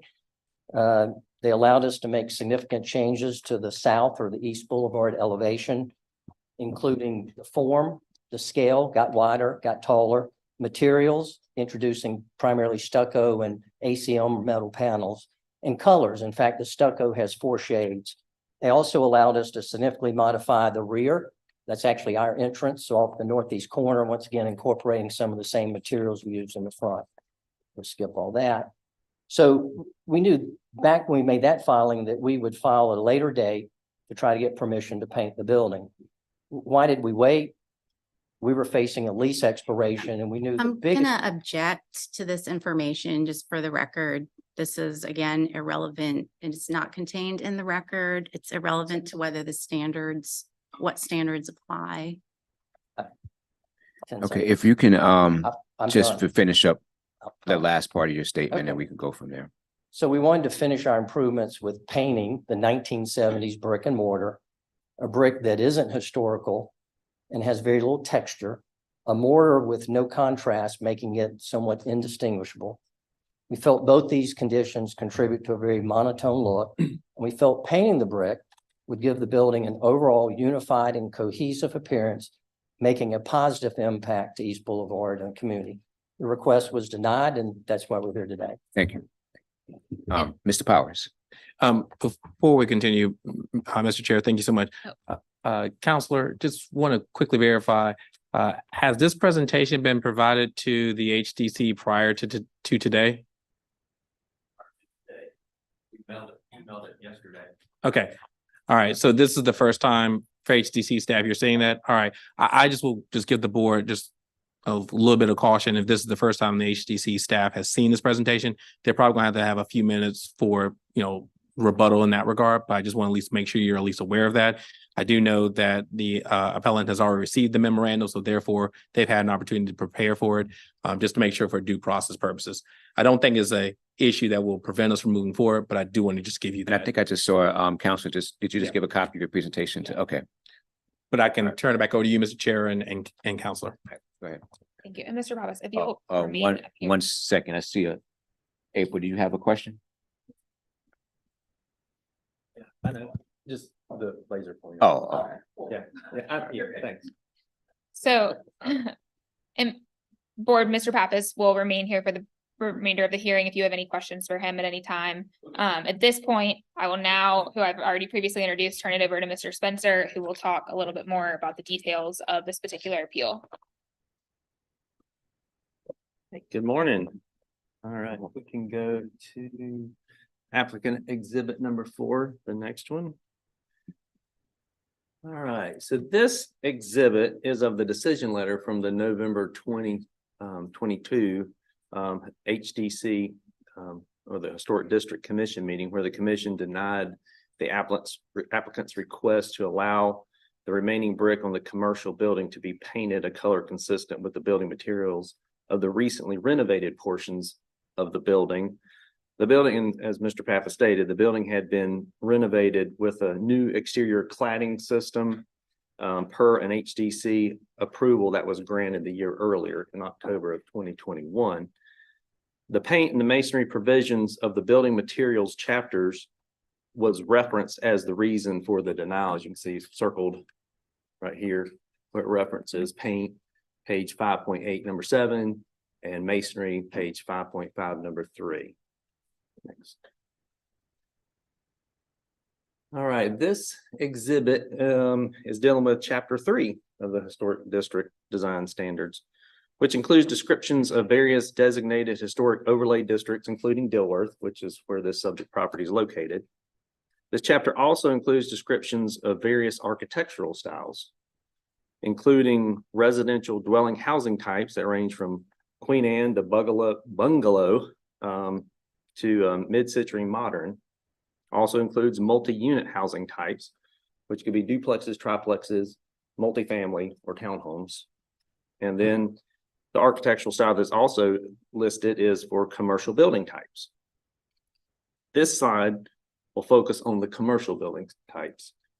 And so what we want to note is the reference here for residential style buildings, which is found on page 3.29 of the design standards, which pertains to a house that has been converted to a commercial use. It is agreed that the term house, when used within the design standards, is a building type or architectural style of building, and such standards that apply to houses can be applied to both residential houses and houses that have been converted to commercial uses. Also, we'd like to point out the commercial building type identified as commercial buildings less than 50 years old, which is this one. The subject property that we're talking about today is the one pictured in the lower right corner, right here on page 3.29. And it's identified as being one of those commercial buildings that are less than 50 years old because it was constructed in 1976. The caption under the photograph states, "These more recent commercial buildings are on East Boulevard in Dilworth. They contrast with the historic residential dwellings that have been converted to commercial uses." The term contrast implies there's a clear distinction between the architectural styles of a house occupied with a commercial use and a commercial building type. These commercial buildings less than 50 years old are not considered as context for new construction in historic districts, as is noted in this section right here.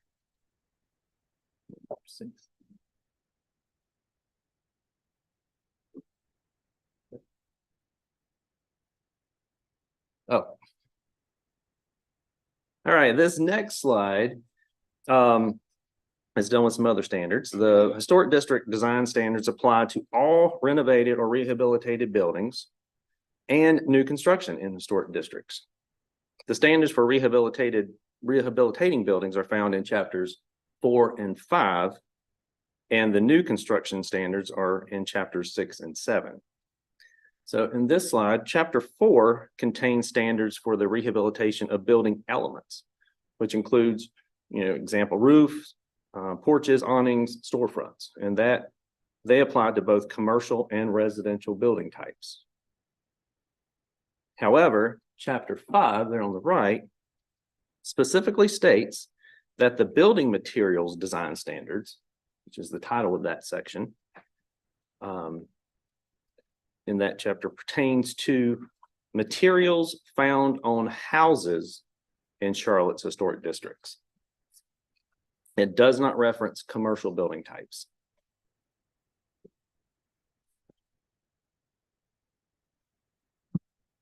And chapter 5 of the Historic District Design Standards includes standards for masonry and paint, which were referenced in the certificate of appropriateness denial letter for painting brick on a commercial building type.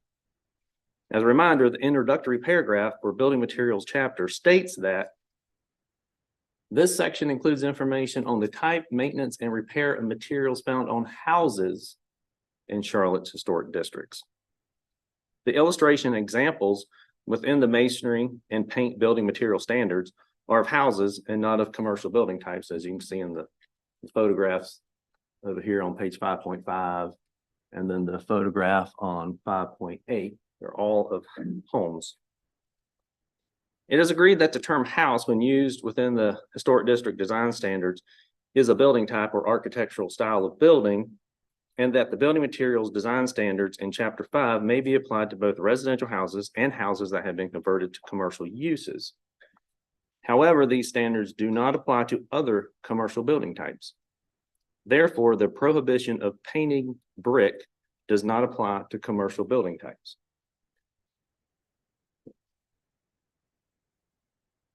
And the next couple slides are to show that the allowance of commercial building types to incorporate painted brick is supported in the historic district design standards.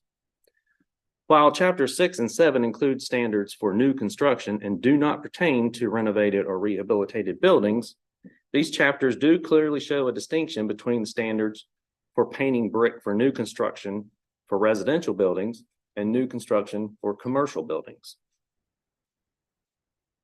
Chapter 6 has standards for materials for residential buildings that include the use of compatible traditional materials such as unpainted brick under item number 1, and states that new brick should not be painted under item number 6. Chapter 7 has standards for materials for non-residential or commercial buildings that indicate the use of compatible traditional materials such as brick. The reference to unpainted brick is not included for new commercial buildings, as it was for new residential buildings. There's also no provision included in the design standard that is similar to the one indicated for residential buildings above in number 6, which indicates brick should not be painted. That provision is not even mentioned for commercial buildings. The distinguishment between these two chapters further establishes the intention behind the standards in allowing painted brick for commercial building types.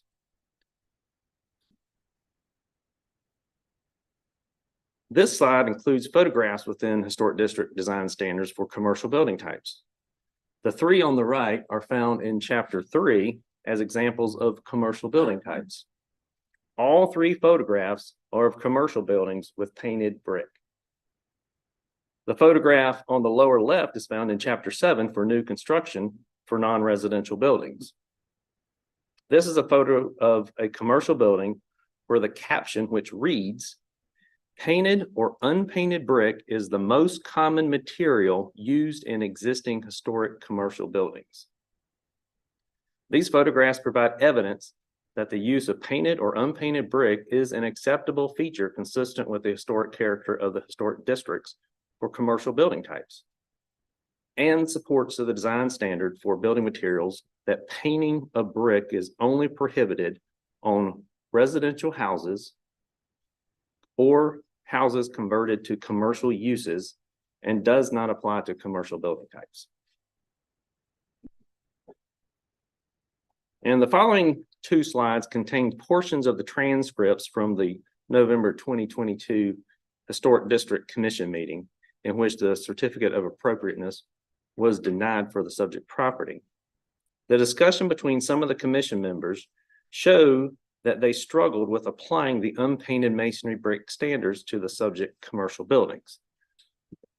So on page 22, it states, or there was discussion, it is a very nice, talking about our client's project, it's a nice, very attractive stucco. The metal paneling is also very attractive, a more contemporary look. And then we got this tan brown brick that just does not go with what has been erected there. And I know that our guidelines are multifaceted, and I feel like they are subject to interpretation and some degree of flexibility. And I wanted to mention that this 1976 brick, it is not historic brick.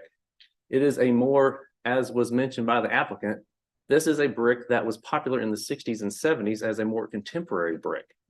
And then we also have for materials in our guidelines, page 5.8, that painting may be considered if documentation shows that it would unify disparate parts of the building.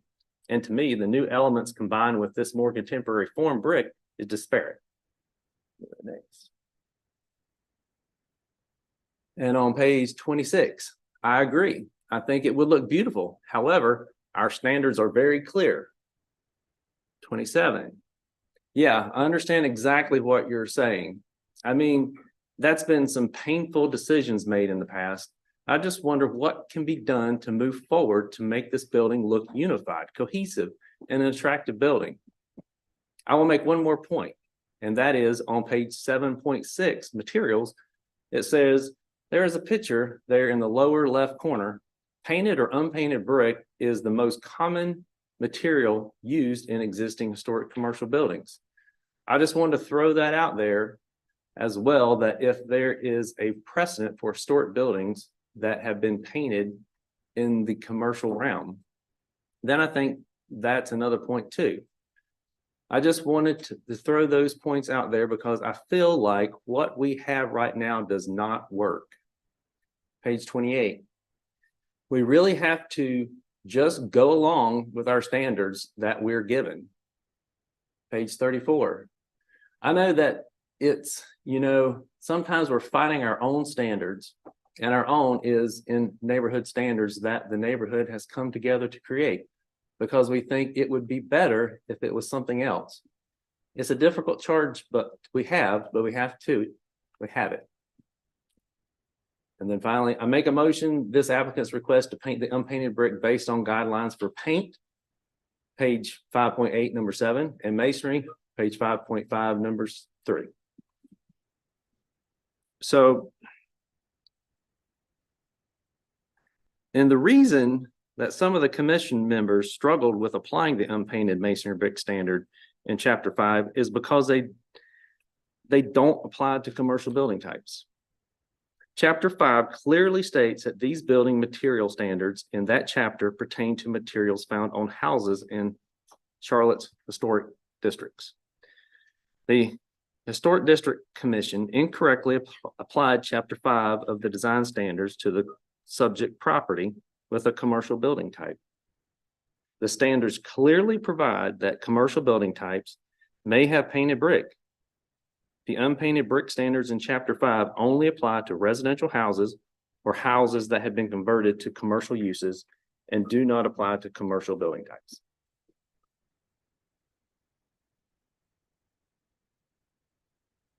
We can go to the next slide. And so to further this, we've referenced Moore versus Board of Adjustment here. You must give, this is a quasi judicial board, as Mr. Powers and others have recommended to you today, and you must give words in the ordinance their ordinary and common meaning. And as Mr. Spencer pointed out, section 5.5 applies to houses, not commercial buildings. And so exactly this in building materials in section 5, the section includes information on the type, maintenance, and repair of materials found on houses in Charlotte's historic districts. Based on that, the ordinary meaning, we have a few examples here of a house as a building in which people live, a residence for human beings. As you can see from the initial portion of this presentation, houses and commercial buildings have been distinguished throughout the design standards. And as in here, this building is very clearly a commercial building under the design standards themselves reference this building as a commercial building within their guidelines. So in conclusion, it is our position that the HDC incorrectly applied chapter 5 of the design standards to the property at 801 East Boulevard. And this property is a commercial building when the standards provide that commercial building types may have painted brick. The below standards only apply to residential houses or houses that have been converted to commercial uses and do not apply to commercial type buildings. Again, another example of painted or unpainted brick is the most common material used in existing historic commercial buildings. And as you can see throughout the design standards, there are examples of painted brick in commercial buildings. I believe that was our last slide. Yes. So we'll thank you for your time. We'll save time for rebuttal at the end and otherwise be available for questions. Before we ask questions, Mr. Powers, you have a question or a comment? I was actually going to address that point. Being that this is appeal, it will be actually better for the HDC staff to make their arguments. Okay. Let the appellant have their final opportunity to address those arguments. And then at that point, as the board, since you've gotten all the arguments before you and the evidence, you can then start asking all your questions collectively in that regard. Only reason I was mentioning that approach may be better for the board is that you start asking questions to the appellant. The HCC may be addressing that immediately as well. So it would just be good to get all of it at once in that instance. Okay, thanks. Appreciate it. Thank you very much. Thank you. Now we'll hear from the HDC and their presentation.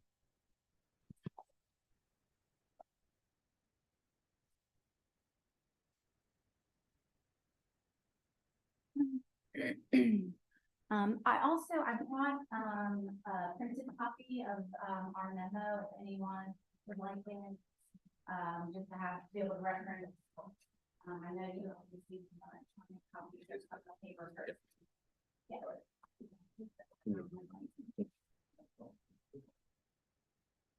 That's the record on appeal, when I'm. And that's just the printed.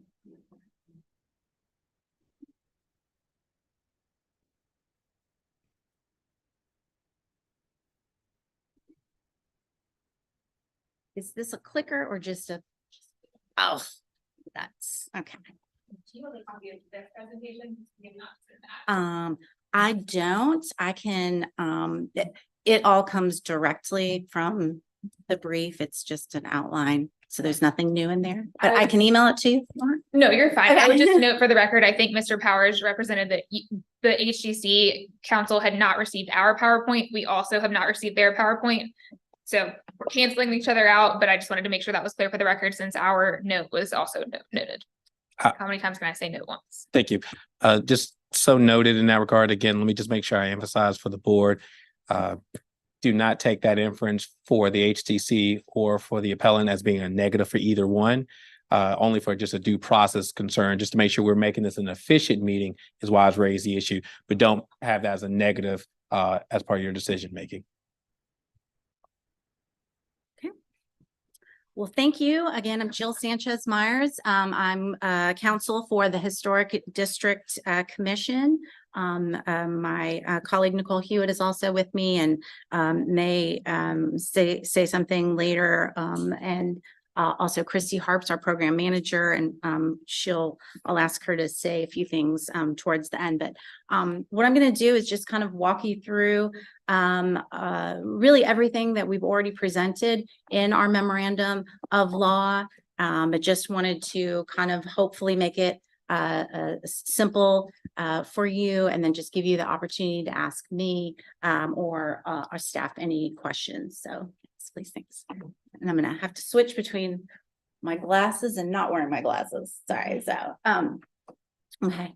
So in the city of Charlotte, I just want to provide you a little bit of background information because I know y'all don't do this every day. But City Council has designated 8 of our historic neighborhoods in Charlotte as local historic districts. And this is in recognition of the importance that these historical areas provide and contribute to our city. And under the zoning ordinance, the purpose of these historic districts are to encourage restoration, preservation, rehabilitation, and conservation of historically significant areas. And the Historic District Commission guidelines recognize that these areas have become more treasured as they survive subsequent generations of development. So again, here, one of the primary goals is preservation of these historic areas. Under state law, North Carolina general statutes require that if you have a local historic district, if your city council has decided to designate these historic districts, that all exterior construction, alteration, and renovation in these historic districts must receive a certificate of appropriateness from a historic preservation commission before you can do any work. So in the city of Charlotte, the city has created the Charlotte Historic District Commission as their historic preservation commission. So what is the Historic District Commission charged with doing? It's their job to ensure that all structures in historic districts are compatible with the character of the district. Again, we're trying to preserve these historic areas. And how they take action, they review applications for certificates of appropriateness for all proposed construction, renovation, and demolition of all structures in the historic district. So how they do that, they evaluate projects according to the historic district design standards, which they have adopted, and you have it in your record on appeal. But I just wanted to bring this and show you what a significant detailed document this is here. But this is the criteria that they use to evaluate whether this project, this proposed construction is compatible with the character of that local historic district. And as I mentioned before, all structures in the historic district fall under the purview of the HDC and are subject to these design standards. So in this case, the applicants came to the Historic District Commission and they sought approval to paint previously unpainted brick. This was on an existing office building. This is from the record, page 7. And this is in the Dilworth Historic District. As you can see, the existing brick is unpainted. Okay, next. So at the Historic District Commission hearing, the commission heard evidence and testimony from the applicants and staff, and they applied 2 standards to this project on Chapter 5, Building Materials. Standards for masonry, 5.5 number 3, which says leave unpainted masonry unpainted. They also applied the standards for paint, page 5.8 number 7, do not paint masonry that is unpainted. The HDC voted unanimously in an 8-0 decision to deny the application based on the application of these standards.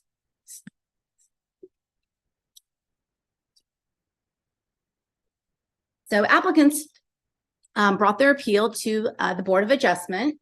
And as you've already heard, they claim that Chapter 5 does not apply to their project. Just briefly, the Board of Adjustment will conduct a de novo review. I won't get into that because I think we've kind of covered that, but next, thanks. So again, I know that this can be complicated, and sometimes these historic district guidelines can seem a little daunting, but I wanted to just boil it down as simply as I could for you, and I'll go through all of this. But this is essentially what you need to know: that any changes to existing building materials must comply with Chapter 5 Building Materials. Here, the applicants requested to make changes to existing brick on their building by painting it. Therefore, the design standards for masonry and paint in Chapter 5 applied to their project. Okay, so let's get into more detail. So as I stated at the beginning, the historic district standards apply to all buildings in a historic district. They apply to historic buildings. They apply to non-historic buildings. They apply to buildings that were built last year, or buildings that were built in 1976, or buildings that were built in 1920.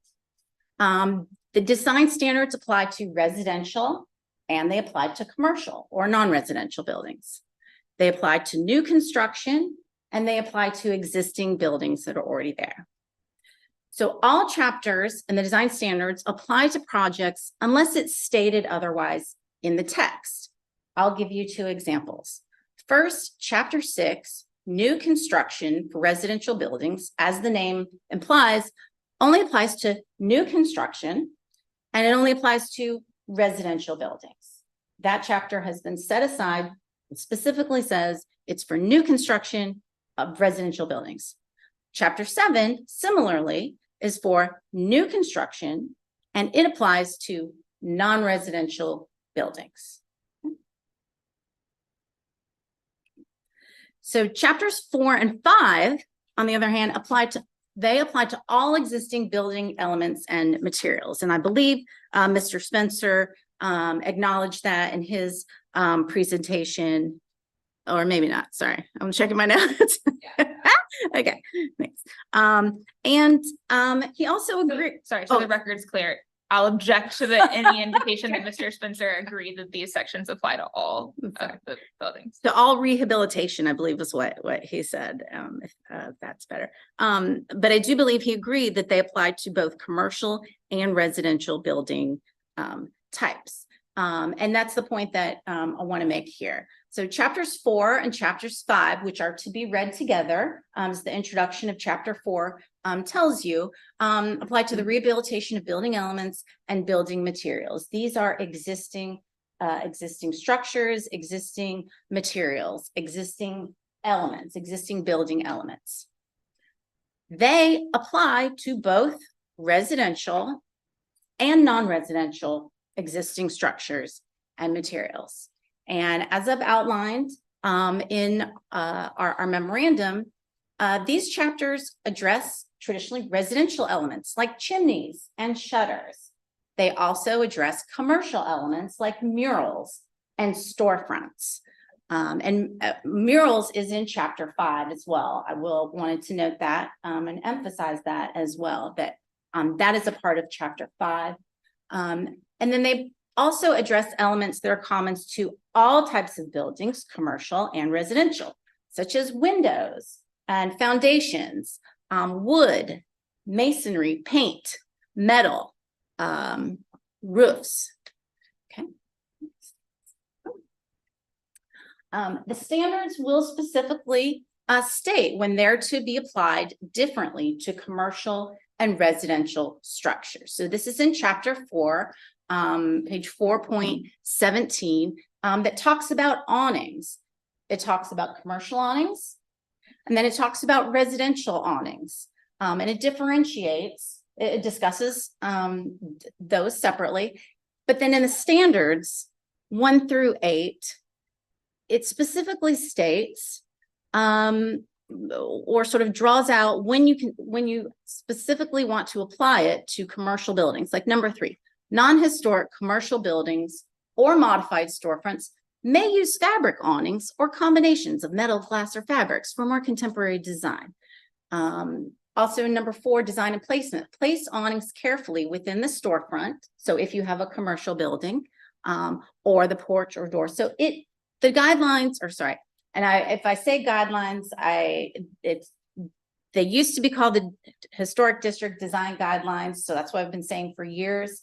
Under 160D, North Carolina General Statute 160D, they're required to be standards. So I apologize if sometimes I say guidelines. They are standards that must be abided by. Okay, next, thanks. So here, the HDC correctly used the standards in chapter 5 to evaluate applicants' project. Again, standards for masonry, leave unpainted masonry unpainted. The design standards for masonry on page 5.5, they do not distinguish between residential or commercial structures. They just refer to buildings. So if you have a building that's existing, this standard applies for masonry. It doesn't single out, this only applies to residential or houses. It refers to buildings. Here, the applicants desired to paint their previously unpainted brick on their building. Doesn't matter if they had a house on Tremont, or I don't know if that's in the historic district. Oh, I know it's close. Or a commercial building on East Boulevard. They have a building. Therefore, standard 5.5, number 3 was applicable to the project. Likewise, the historic district correctly applied the standards in chapter 5 for paint. Do not paint masonry that's unpainted. Again, the design standards for paint on page 5.8, if you read through that, it only refers to buildings, throughout, makes no distinction between commercial, residential structures, just buildings. Here, again, the applicants desired to paint their previously unpainted brick. Therefore, standard 5.8 was applicable to the project. So while the applicants reference chapter 6 and 7 or look at the language contained in those, and therefore it's implied or that you could paint brick. Chapter 6 and 7 do not apply here because they only apply to new structures. So they're not relevant to this particular case. They don't apply to rehabilitation or modification of existing structures or building elements. And again, here they requested to modify the existing masonry on their structure. Therefore, Chapter 7 does not apply. Okay. So the use of the term house does not limit the applicability of Chapter 5. And while it seemed to me that the applicants were agreeing somewhat that that a house, they agreed that a house is a building type, and that, I'm just trying to find my notes. But they agreed that it was an architectural style and a building type.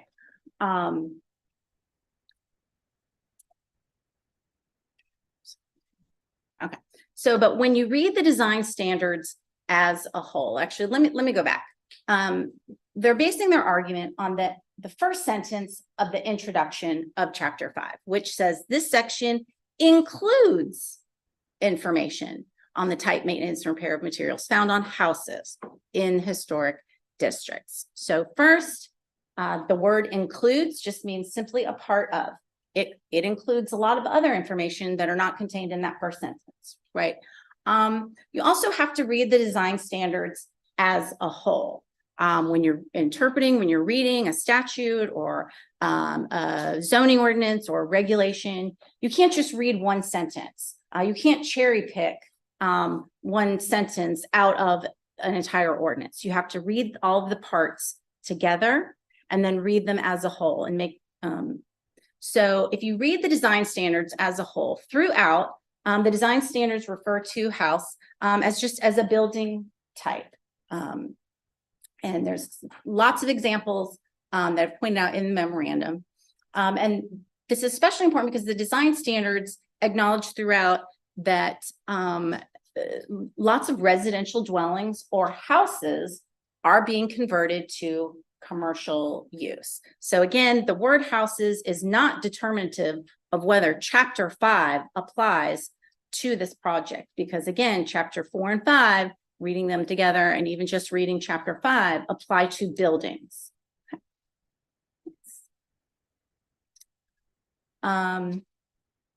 So applicants interpret, they offer an interpretation of Chapter 6 and Chapter 7 that, well, just because it doesn't say in this other chapter, in Chapter 7, again, regarding new construction, which is not applicable here, that it's okay to paint brick.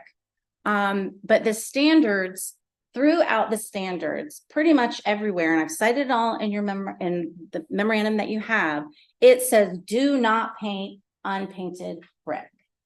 Okay.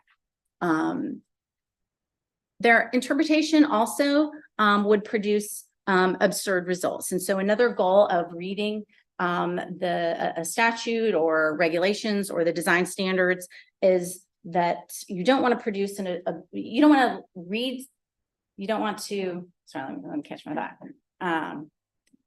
You don't want to create an interpretation that would produce absurd results.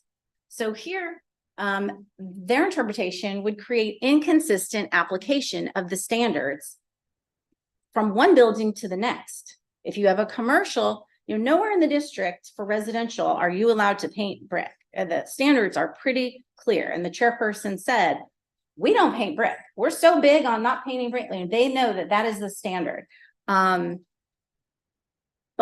what kind of results would you have if you can't, that only applies to residential. So you have a residential house and we don't paint brick, and then you plop a commercial building down there and you can paint the heck out of that brick. So that makes no sense. That's inconsistent application, and it changes the character and the context of the local historic district. Because, and I don't want to get too into this, but if you sort of peruse through the historic standards, context is very, very important when you're doing these projects. And there are lots of design standards where you're considering the context of the project. And what you're doing here in this interpretation is you're changing the context of that local historic neighborhood. Okay. So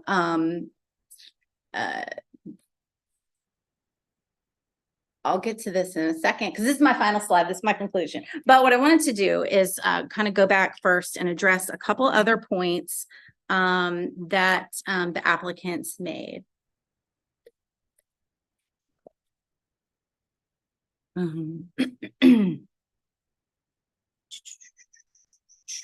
Okay, so one thing I wanted to clarify is that Mr. Spencer indicated when he was discussing the introduction of Chapter 5, he stated that it shows that the standards it pertains to materials found on houses, that this chapter or this section pertains to materials found on houses, and that's incorrect. The verbiage says this section includes information includes information on materials found on houses. So I wanted to just clarify that.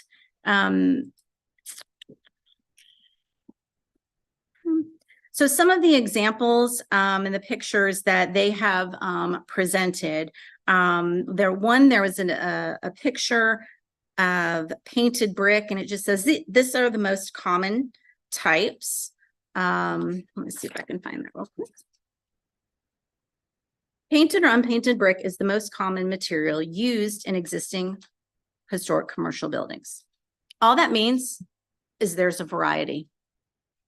That's all that means. Some of the other pictures, while they do point to pictures that maybe appear to have painted brick, I can't really say for sure, and that certainly wasn't evidence at the hearing. But the pictures that they point to are under commercial building types, which are just showing the user the different types of commercial buildings.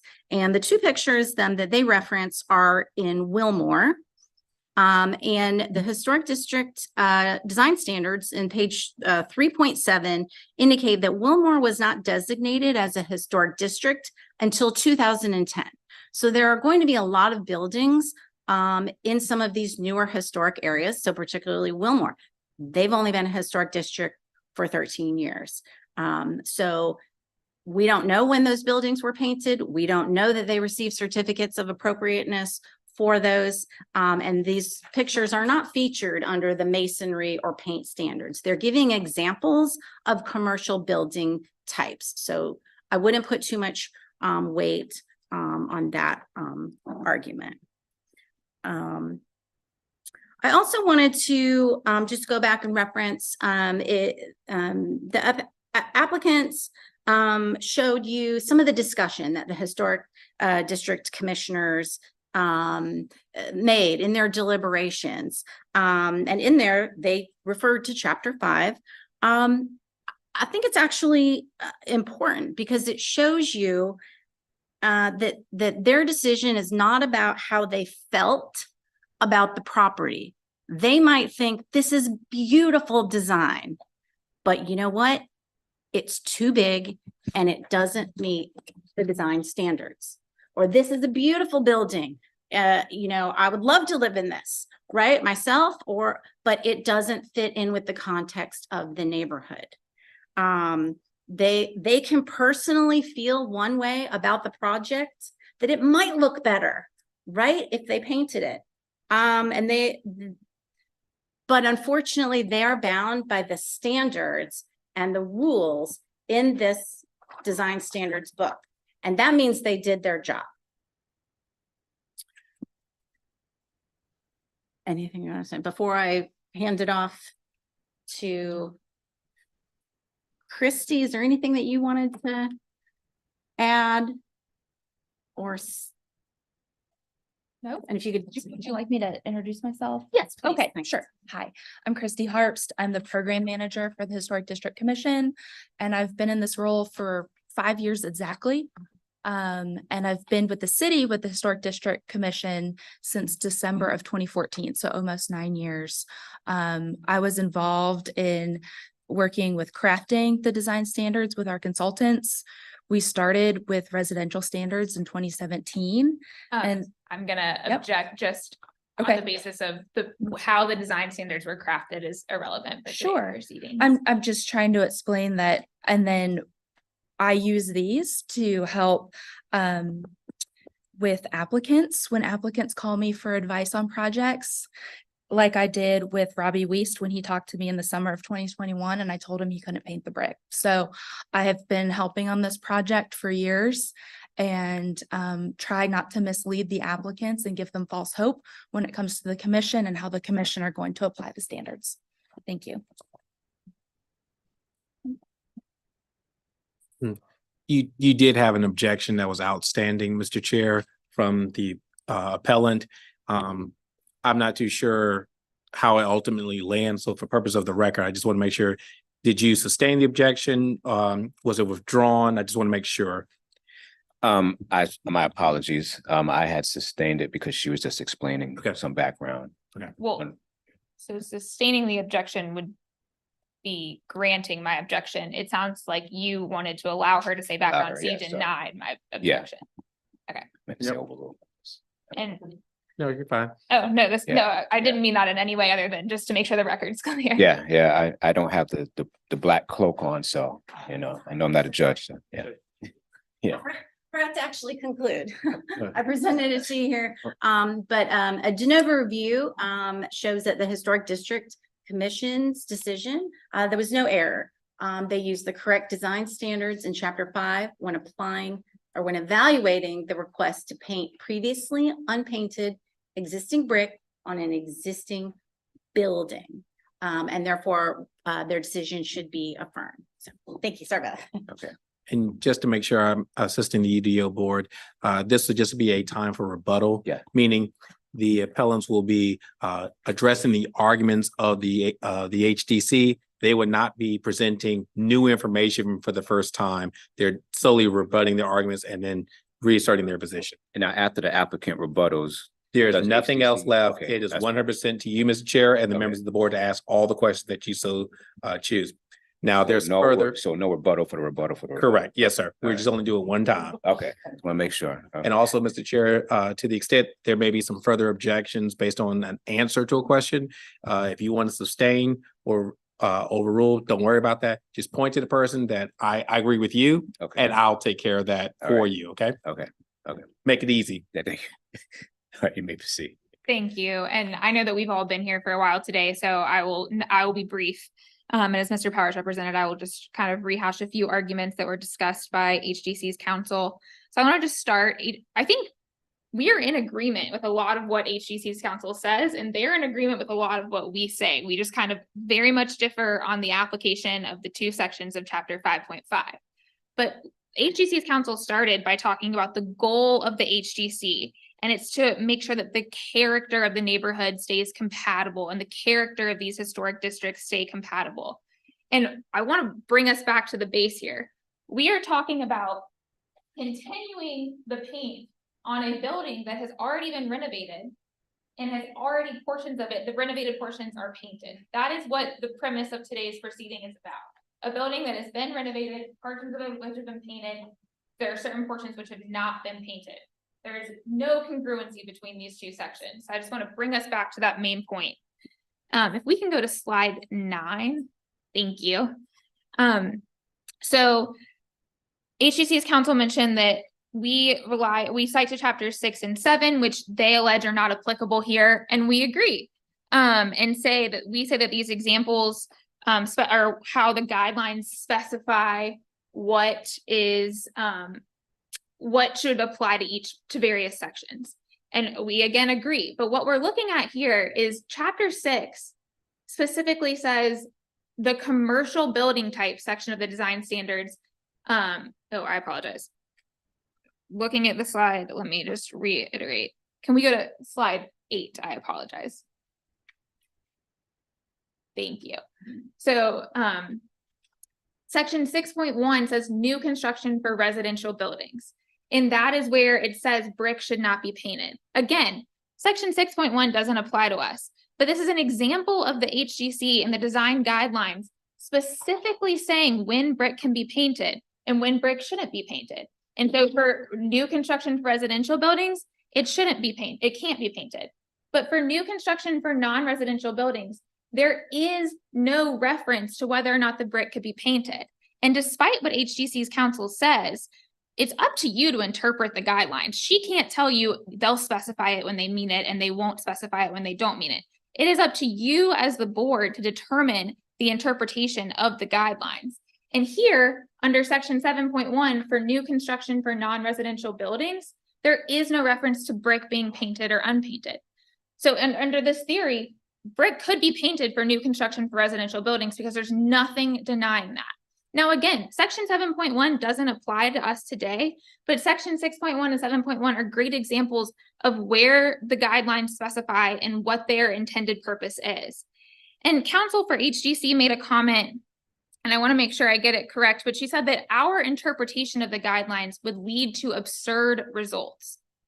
Well, under section 7.1, if Mr. Pappas tore down the building entirely and had construction, etc., and then he rebuilt a new commercial building there, he could paint the brick. If he used brick, he could paint it.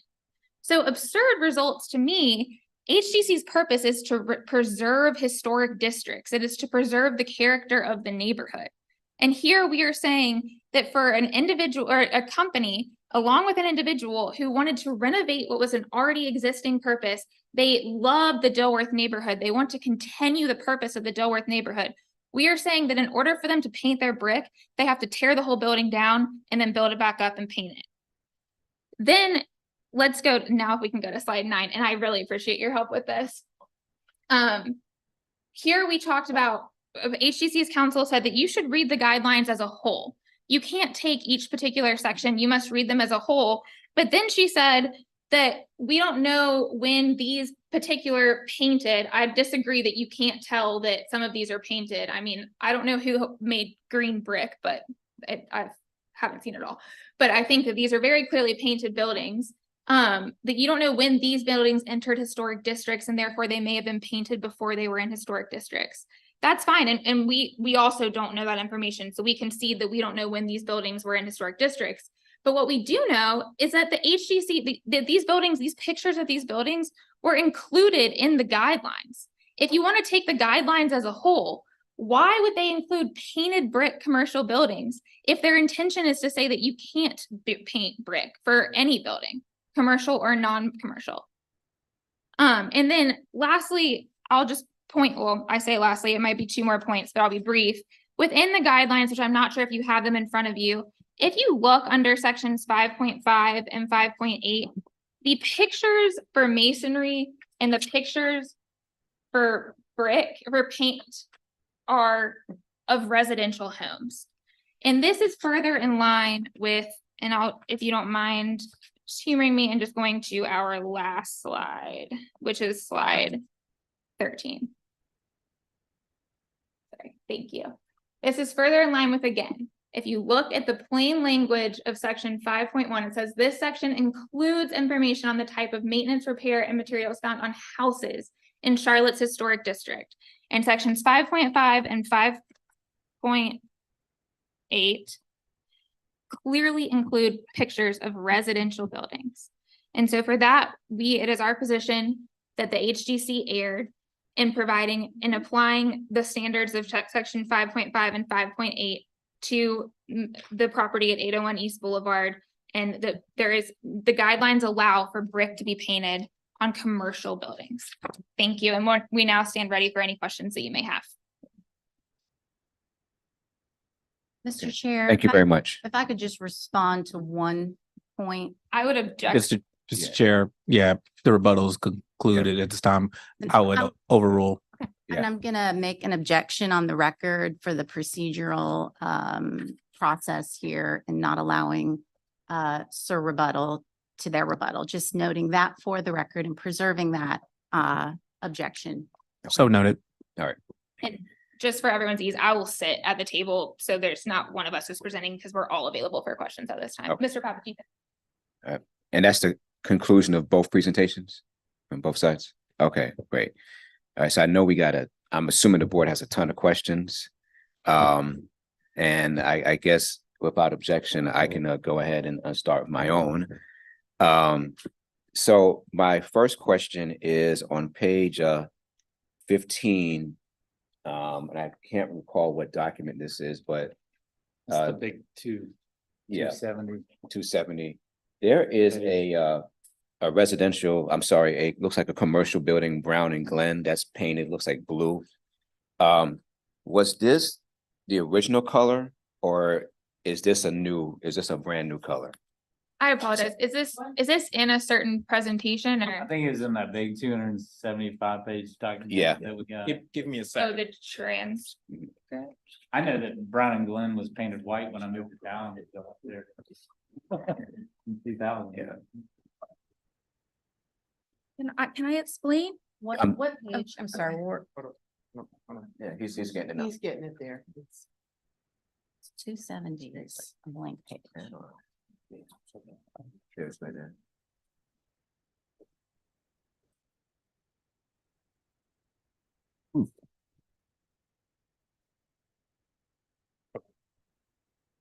Just to make sure you're aware, this is all part of the application that was submitted by the appellant.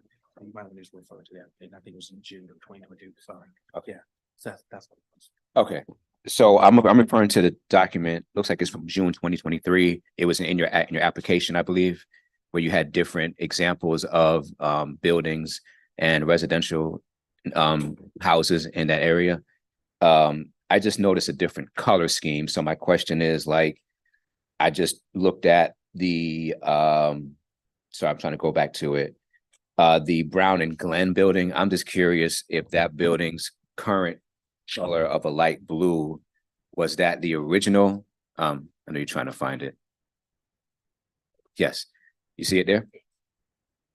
That's not our applicant's building, but that's a building that. Yeah, I'm aware of that. I'm just trying to get an idea if there's a certain color scheme in the neighborhood, or was that building originally that color, or was it repainted over? Does anybody know? I don't believe that we Okay. have knowledge as to what the building's original color was, unfortunately. Okay, all right. So to answer that question, and this question is what for? Yes. Am I allowed to? Yes. Okay, so if a building is already painted, the commission does not require the removal of paint, and Okay. the commission also doesn't dictate paint color. Okay. So, Okay. And have a question for you. The applicant mentioned about their building, they're painting the renovated side. I can't recall if there was something in the HDC manual. I'm blanking on the actual name of it. Like, can renovations on historical buildings be painted, or they cannot? So if I have an historical building and part of it is renovated, can I paint that part that's renovated and not paint the depends rest? on the material. Huh? If the new material is masonry, no. Okay. If the new material is something other than masonry, yes. Okay, all right. That's the questions I have. For now anyway. I wanted to reference the statement that Amy made earlier about new construction allowing painted brick. And can you confirm that that's a true fact, or? The commission does not approve painted brick on new construction and has not approved painted brick on new construction. Okay. And I would, go ahead. And that guideline, that standard does not say you can paint unpainted brick. That was their interpretation. And I would object to the reference. I don't believe that, unless my understanding of the HDC is incorrect, I don't believe that you can speak on the decisions that the HDC board makes. I think I would object to any reference to, and I apologize, I've forgotten your name, but Ms. Harpst. Thank Ms. you. Harpst, any reference to Ms. Harpst can represent any decision, speculative or otherwise, of the HDC board. Mr. Okay, Powers, so I guess. I was having a That's question, sorry. actually in the record. I can find that where the chairwoman. Hold on a second. Let me just shut down this whole argument. This whole issue of 6.7 and 7 being applicable, honestly, I hate to say this, I think it's completely irrelevant because I think both parties are going to be engaging in speculation. The decision before you now is whether or not the existing building can receive painted brick. Whether there's a demolition, could be a demolition, it's burned down for an act of God, is completely irrelevant at this point because it's completely speculative as to what the board could do or would do in this situation. So I think the complete argument about the applicability of what the board could do in the situation, neither party can address it. You shouldn't be addressing it because it is not part of the factual record in this instance. So I just want to kind of caution everyone of going down the rabbit hole of talking about what the board could do in regards to a new building when we're not even talking about a new building at this time. So just want to give you just that perspective. Yeah, I guess the way it was presented, it made it sound like there was definitive definition in the standards that said absolutely that new construction could have painted brick, which I don't know that, I mean, not totally separate from what the board may approve. It was presented as a absolute fact that someone who constructed new could do painted brick. And so just, yeah, that's why I say again, I'm a little concerned on this board using that as a factual basis to affirm or reverse the decision, because that is not the actual facts before you. I think to your question, there's other aspects of evaluating this case that could lead to you reversing or affirming. But I think on this one, I would not recommend to this board that you use that as a basis to affirm or reverse. Right, so I think I would have a problem with that because I think what the appellants are saying is that the language used to describe the new construction abilities or what you're allowed to do in section 6 and section 7 directly relates to how, for example, how I interpret chapter 5. And it's all language and how it's written. So to their point, they're saying the way 6 and 7 is written, and they don't include some commercial dialogue in areas in the commercial areas that they do in the residential area specifically apply to chapter 5. I think that's the core, if I'm correct, what Mr. Pappas is actually making. I would agree with you on the premise of your question. I think the language that is used in 5 with the relevant sections, I think that is within your purview to make that determination. I would not disagree with you. I think you can make that decision to affirm or reverse based on the language in 5. I think that basing the hypotheticals of the demolition and things of that nature, what could happen, no. But I think you can look at, evaluate under 5, the use of words in various sections and make your determination to affirm or reverse based on everything applicable in 5. So I would not in any way, shape, or form disagree with that premise of the question.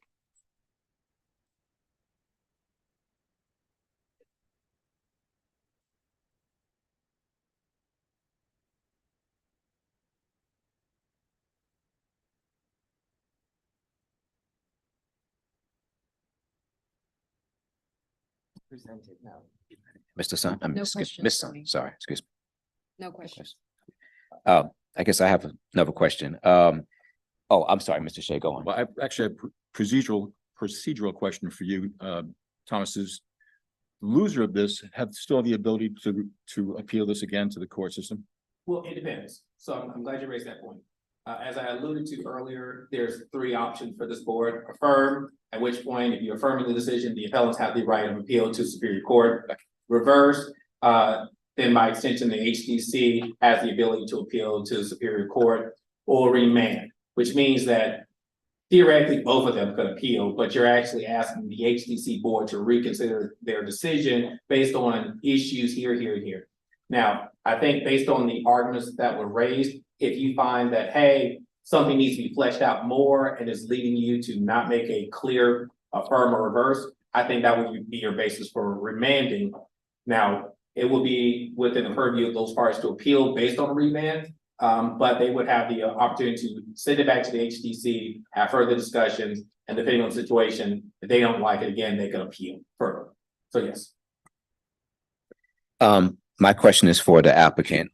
Just looking again at your application, the part of the building that was renovated, was that material stone or brick or masonry? The lighter color, that's stucco. Stone, the stucco. Stucco, Okay, hard coat stucco, not ephes. So that's what's covering up some of the original unpainted brick. And that exists across the front. sorry. And then It's, on the back, It's right. east, northeast, and I guess hard east corners. Okay, all right, and Madam Chairwoman from the HDCU, HDC, excuse me. Yes. You said that the renovations cannot be painted if it's brick. Am I hearing you? Or it can be? So, I think the only thing to note is the addition was reviewed in October of 2021. Okay. Prior to the commission adopting the commercial design standards that are in chapter 7. So chapter 7 didn't exist when the commission reviewed the addition that the applicants are referencing. And I'm not going on a rabbit hole. I'm just trying to get a sense of, yeah. Yeah, I think there was a potential objection. You gonna object? Okay. Again, I was just trying to get a good visual of, you know, the applicants ask.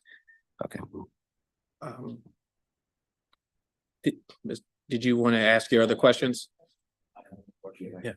To Jill for the, you had a slide that talked about applicability.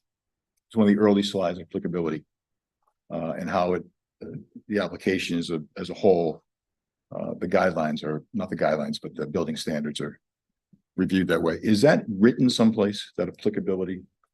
Like in the first chapter, for example, there's the mission and it talks about what you can, here are some do's and here are some don'ts. Is there any, I didn't see anything written here that says this document is applicable to all buildings unless noted otherwise. Okay, if you can give me a minute to try to find something for you or direct. I need it.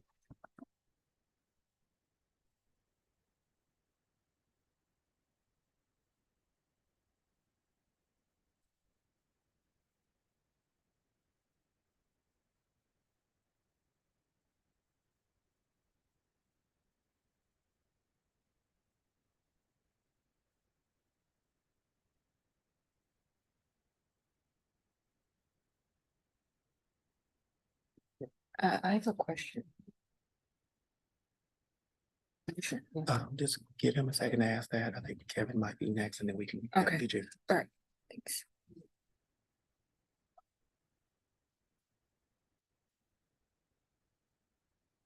So, Mr. Chair, while you're waiting for a response, just want to make sure you're at least aware. We do have a question or two from Kevin, as well as a question for Amy as well.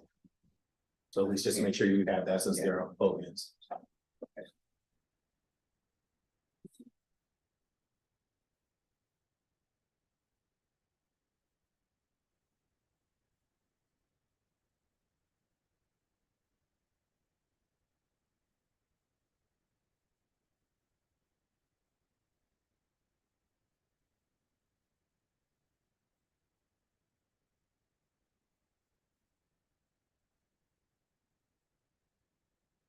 While you're looking at that, Mr. Thomas, if board members request to see the HDCU, I keep saying HDCU, sorry, HDC manual, can we review that during deliberations or is that?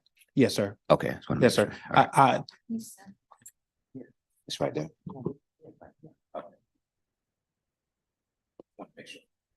Now, if you're requesting to see the entire booklet, again, I think that's within your purview as well.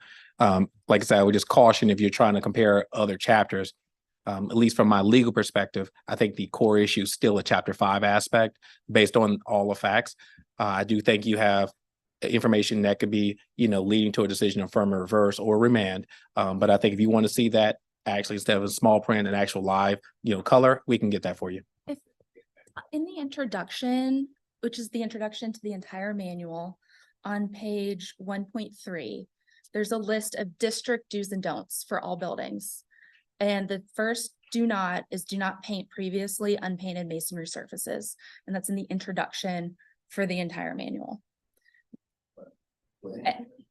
So the introduction talks about all of You that. added something to that, though. You said it applies to all buildings. It does, the word in there, does it say applies to all buildings?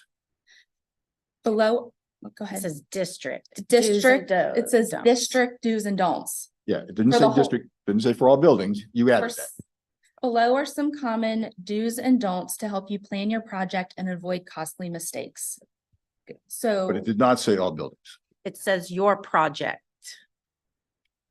it's in the introduction. And I think Board Member 1.2. Shay, I think it's important to note what both Christy and Jill are emphasizing here is that that part of the introduction states district do's and don'ts. So it talks about the district in its entirety and everything that is in it. So it might not say all buildings, but by using the word district without any additional qualifiers, the intention is to include everything that's in the district. If I may be heard, if I can help address your question as well. Again, that is their interpretation of what the term district means. I mean, we're here today over an interpretation. The use of all is not included. To answer your specific question, I am unaware of anywhere within the guidelines that says that these guidelines apply to all buildings, or I believe I butchered your question, but I do not see the term all. Additionally, as we referenced in our presentation, to the extent we want to say everything is applying to everything, and on page 7.16, it shows a picture of a building and says painted or unpainted brick is the most common material used in existing historic commercial buildings. So no, there is no reference to all buildings, and your interpretation of what the term district means would be up to your discretion. Yeah, go ahead. One last question, Joe. Can you define house for me? What's a house? So according to the design standards, it's an architectural style of building. It's not what I think a house is. Well, in your It's- memorandum of law, Mhm. you talk about a house is really a generic term for any building. Is that a fair interpretation? That at some point had a residential use. It's a style of building, an architectural not- style of building is how the design standards refer It had to. a residential use at some point, Yeah. Yes, so not commercial. or it could have a commercial use Okay, no. in context. Commercial use and not be a commercial building, right? So the Bank of America Center is, you wouldn't call it a house, would you? It was never residential, No. under what you just said, it was never residential. This was never residential. So it's a commercial building. We get down East Boulevard, you can clearly see houses that are being used commercially, law offices, for example. And then there are houses that people live in, and then there are commercial buildings. Mhm. So that's why I'm having a hard time with your memorandum. Mhm. The way you defined house was it applied to pretty much anything. It was just an architectural style difference. Am I misunderstanding what you wrote in here? No, what I was referring to, and I've provided a lot of examples, where, and there's a couple of times where it actually says, refers to a house.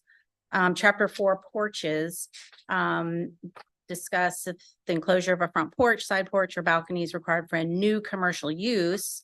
And then it gives you guidance on what you're supposed to do. So porch enclosure should be designed to include as much glass as possible from the front thermal wall of the house, which is visible from the public realm. So just the reference to a house, the word house in the design standards doesn't necessarily mean a residence that someone is living in. A house can be have a commercial use, just like that standard I just read in chapter 4, porches. Roof form and materials, page 7.12.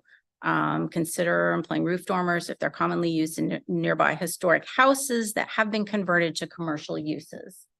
So it's just referring to the style of the building. I believe that the design standards also call it a residential style building, residential building design, residential dwelling that's been converted to a commercial use. I don't know what the house.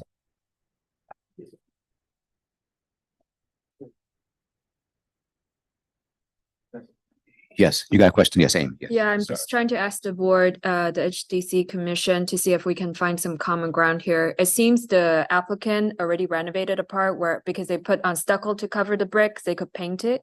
And the applicant, on the other hand, want to make everything congruent, the same color. And would it, if supposedly they cover the unrenovated part with a coat of stucco, would they be allowed to paint that color the same as the renovated part? I think that's what they wanted to do in terms I of can't color. speak for the commission, you know, and how they would decide on that. That would be up to them. And that would be up to the applicant to submit an application for that. I've got a question in similar line. Did the Historic District Commission have any say so over what the added stucco color could be? You said that they couldn't really restrict the color paint on Brown and Glen. Were they allowed to restrict the color of the stucco on this? So that was reviewed in October 2021, not under the commercial standards because those did not exist then. And it was reviewed as a consent agenda item because Mr. Pappas got caught up into some building restrictions, I guess, and called me and asked me to help expedite his project for him. And so he presented what he wanted to the commission at that time. And I did offer to him in subsequent conversations that painting some of the newer elements might be a way to get around not painting the brick. But Mr. Pappas and I have had many conversations about not painting unpainted bricks, so this is not a surprise to him.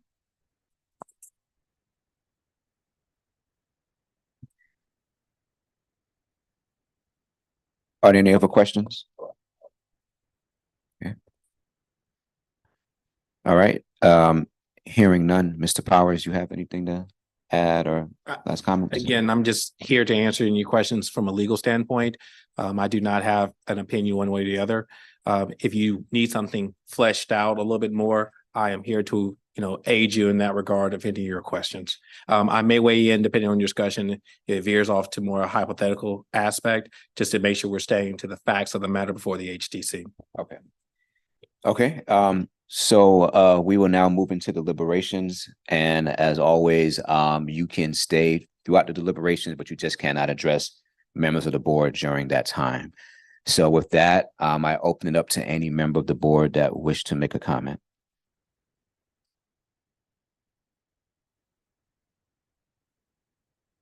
When you look, a lot has been made about the building materials, Chapter 5 introduction.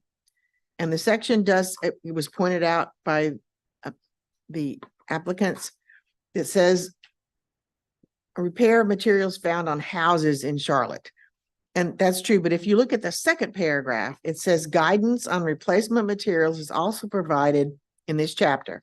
It's important to note that substitute materials are generally not allowed when rehabilitating historic buildings. So yes, in the first paragraph, it says something about houses, but it also references historic buildings, which would cover what we're talking about. I think it's a little, I'm sorry, it's a little nitpicky, but they're cherry picking. They're choosing this paragraph that says houses and pay attention to that, but they're not mentioning the second paragraph that references buildings for materials. I agree that 6 and 7 don't apply here. I think the standards are pretty clear. It says leave unpainted brick unpainted. And then it says painting brick or masonry is not considered a change of color, but a fundamental change in the character of a building. And it's not typically not allowed. So those are kind of my feelings, because it goes on. It says renovation or remodeling makes changes to the property without necessarily maintaining historic district character. That's basic terms in historic preservation. And again, it says buildings. It doesn't say house. So I think there are other places in here that reference buildings. I don't think you can parse out one word and say we have to make a decision based on that one word. And again, it says do not paint masonry that is unpainted. So I would say that chapter 5 could be written better. I would say that. I could say that, but that doesn't affect how we have to vote, because we have to vote on what's written. And, you know, after this discussion, we could make a suggestion to Mr. Powers or to the board that they might need to clarify that in their next revisions. But right now you have to look at the standards as the standards are written. And I think there was a lot of discussion about how the HDC board discussed this and what they thought. And, you know, I'd really like to vote. And it's kind of the same discussions we have. I'd kind of like to approve this because it's a kind of a good idea, but it doesn't fit one of our 4 standards. And so as for me, I am choosing to affirm the HDC I'm choosing to affirm. That would be my recommendation. Okay, I'm finished. Okay, Mr. Court or Mr. Shea or Ms. Sun have anything to add? I don't really feel that the HTC has aired. And I don't know that there's a whole lot of discussion on that, but that's in deliberation. I thought I'd articulate that to my peers. Thank you. I'd say that I would not agree, that I think the language is gray enough that I understand where the HDC is coming from, and I think they clearly believe that you just can't paint unpainted brick. But this chapter is not clear enough for me, and I think I understand the appellant's viewpoint. I think that they have a legitimate case. I'm in agreement with Mr. Shea as well. It's just like you said, you know, I know we're not here to debate the way the chapters were written, and I'm not going to say that, but just based upon what we have in front of us, I'm in agreement with more of Mr. Shea, because again, I'm just speaking out loud, and this may prompt both parties who want to respond, but I know you can't. Is that the renovated part of the building?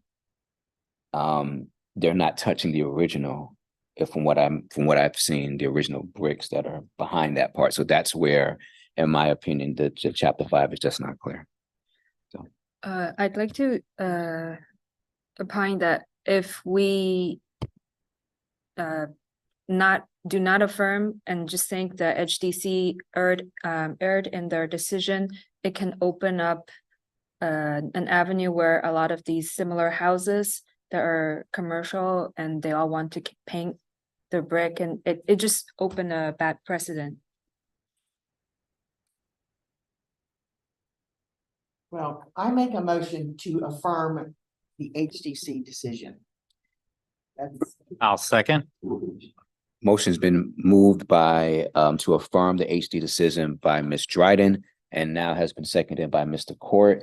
Now we move to a roll call vote. Ms. Sun. Sun, Before we do all that, let me make sure I just clarify a few things for you all as you are deliberating and now about to vote on this matter.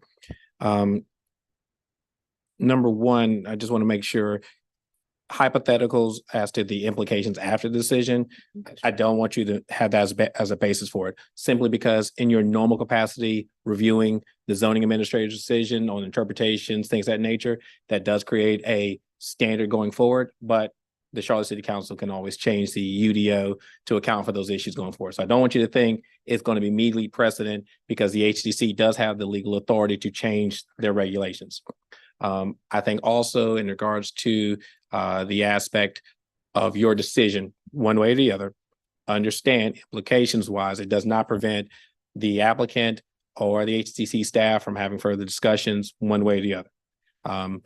That doesn't prohibit them from actually having further changes in the future. Again, all hypotheticals. So I don't want you to think that this is going to be a like one of those situations like A, they can't do something to their building, or B, it basically cements this as the only thing could ever happen. The reason I'm highlighting this is that we must stay to the facts of this case and only the facts. That's the reason I'm bringing forth that aspect. I think that if you want to affirm within your purview, want to reverse in your purview, you want to remand in your purview, legally, based on your discussions, I think I can support that if this were to go up on appeal, no matter how you vote. So I just want to make sure, at least as you're thinking through your pending vote, legally, I can support that based on your debate and your discussion about this and the various questions that were asked. Okay.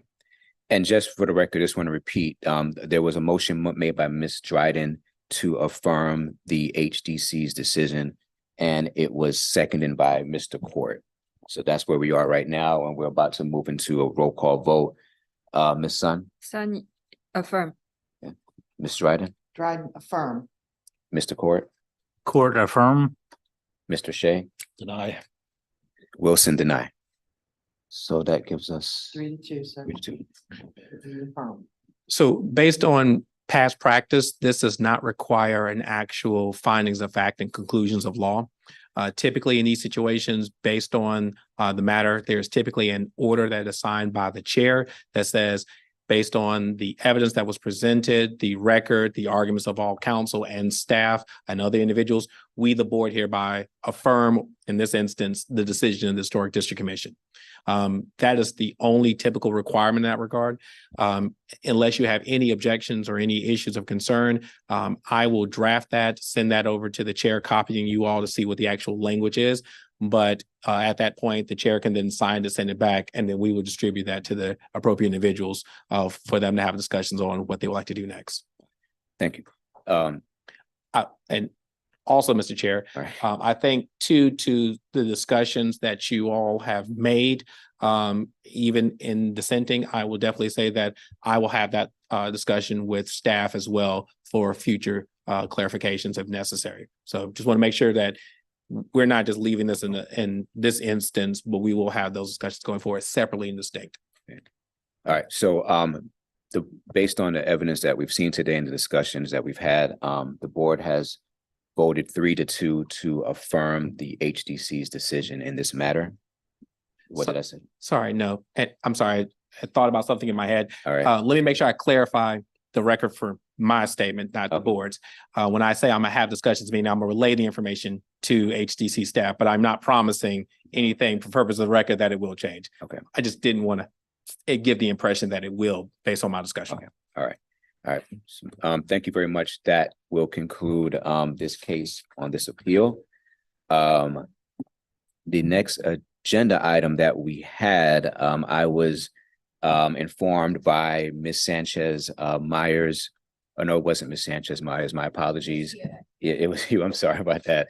That she would like to review the minutes. So we're not going to vote on that today. We'll vote on that in November. With that said, staff, our meeting in November is still good to go. Is that right after Thanksgiving, or is that okay? So we're good to go with that. Still. Yeah, November 28th would be meeting, and Okay. we'll look at what items we might have for that agenda. And it's the December meeting. We usually move up to like second, 10th. Okay. All right. And then there's for the board, the food is in the room as you exit to the left. Okay. And then make sure you have your parking tickets to get Yeah, validated. get everything. Yes, sir. One more thing. I'd like to introduce Crystal Roman. She is going to be our new planner to the board.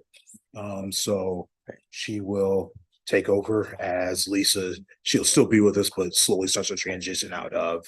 And as you saw, John will be presenting most weeks, and Chris will be helping her. So going forth there, and we still have April for probably about another month, and then we're looking to get their position filled.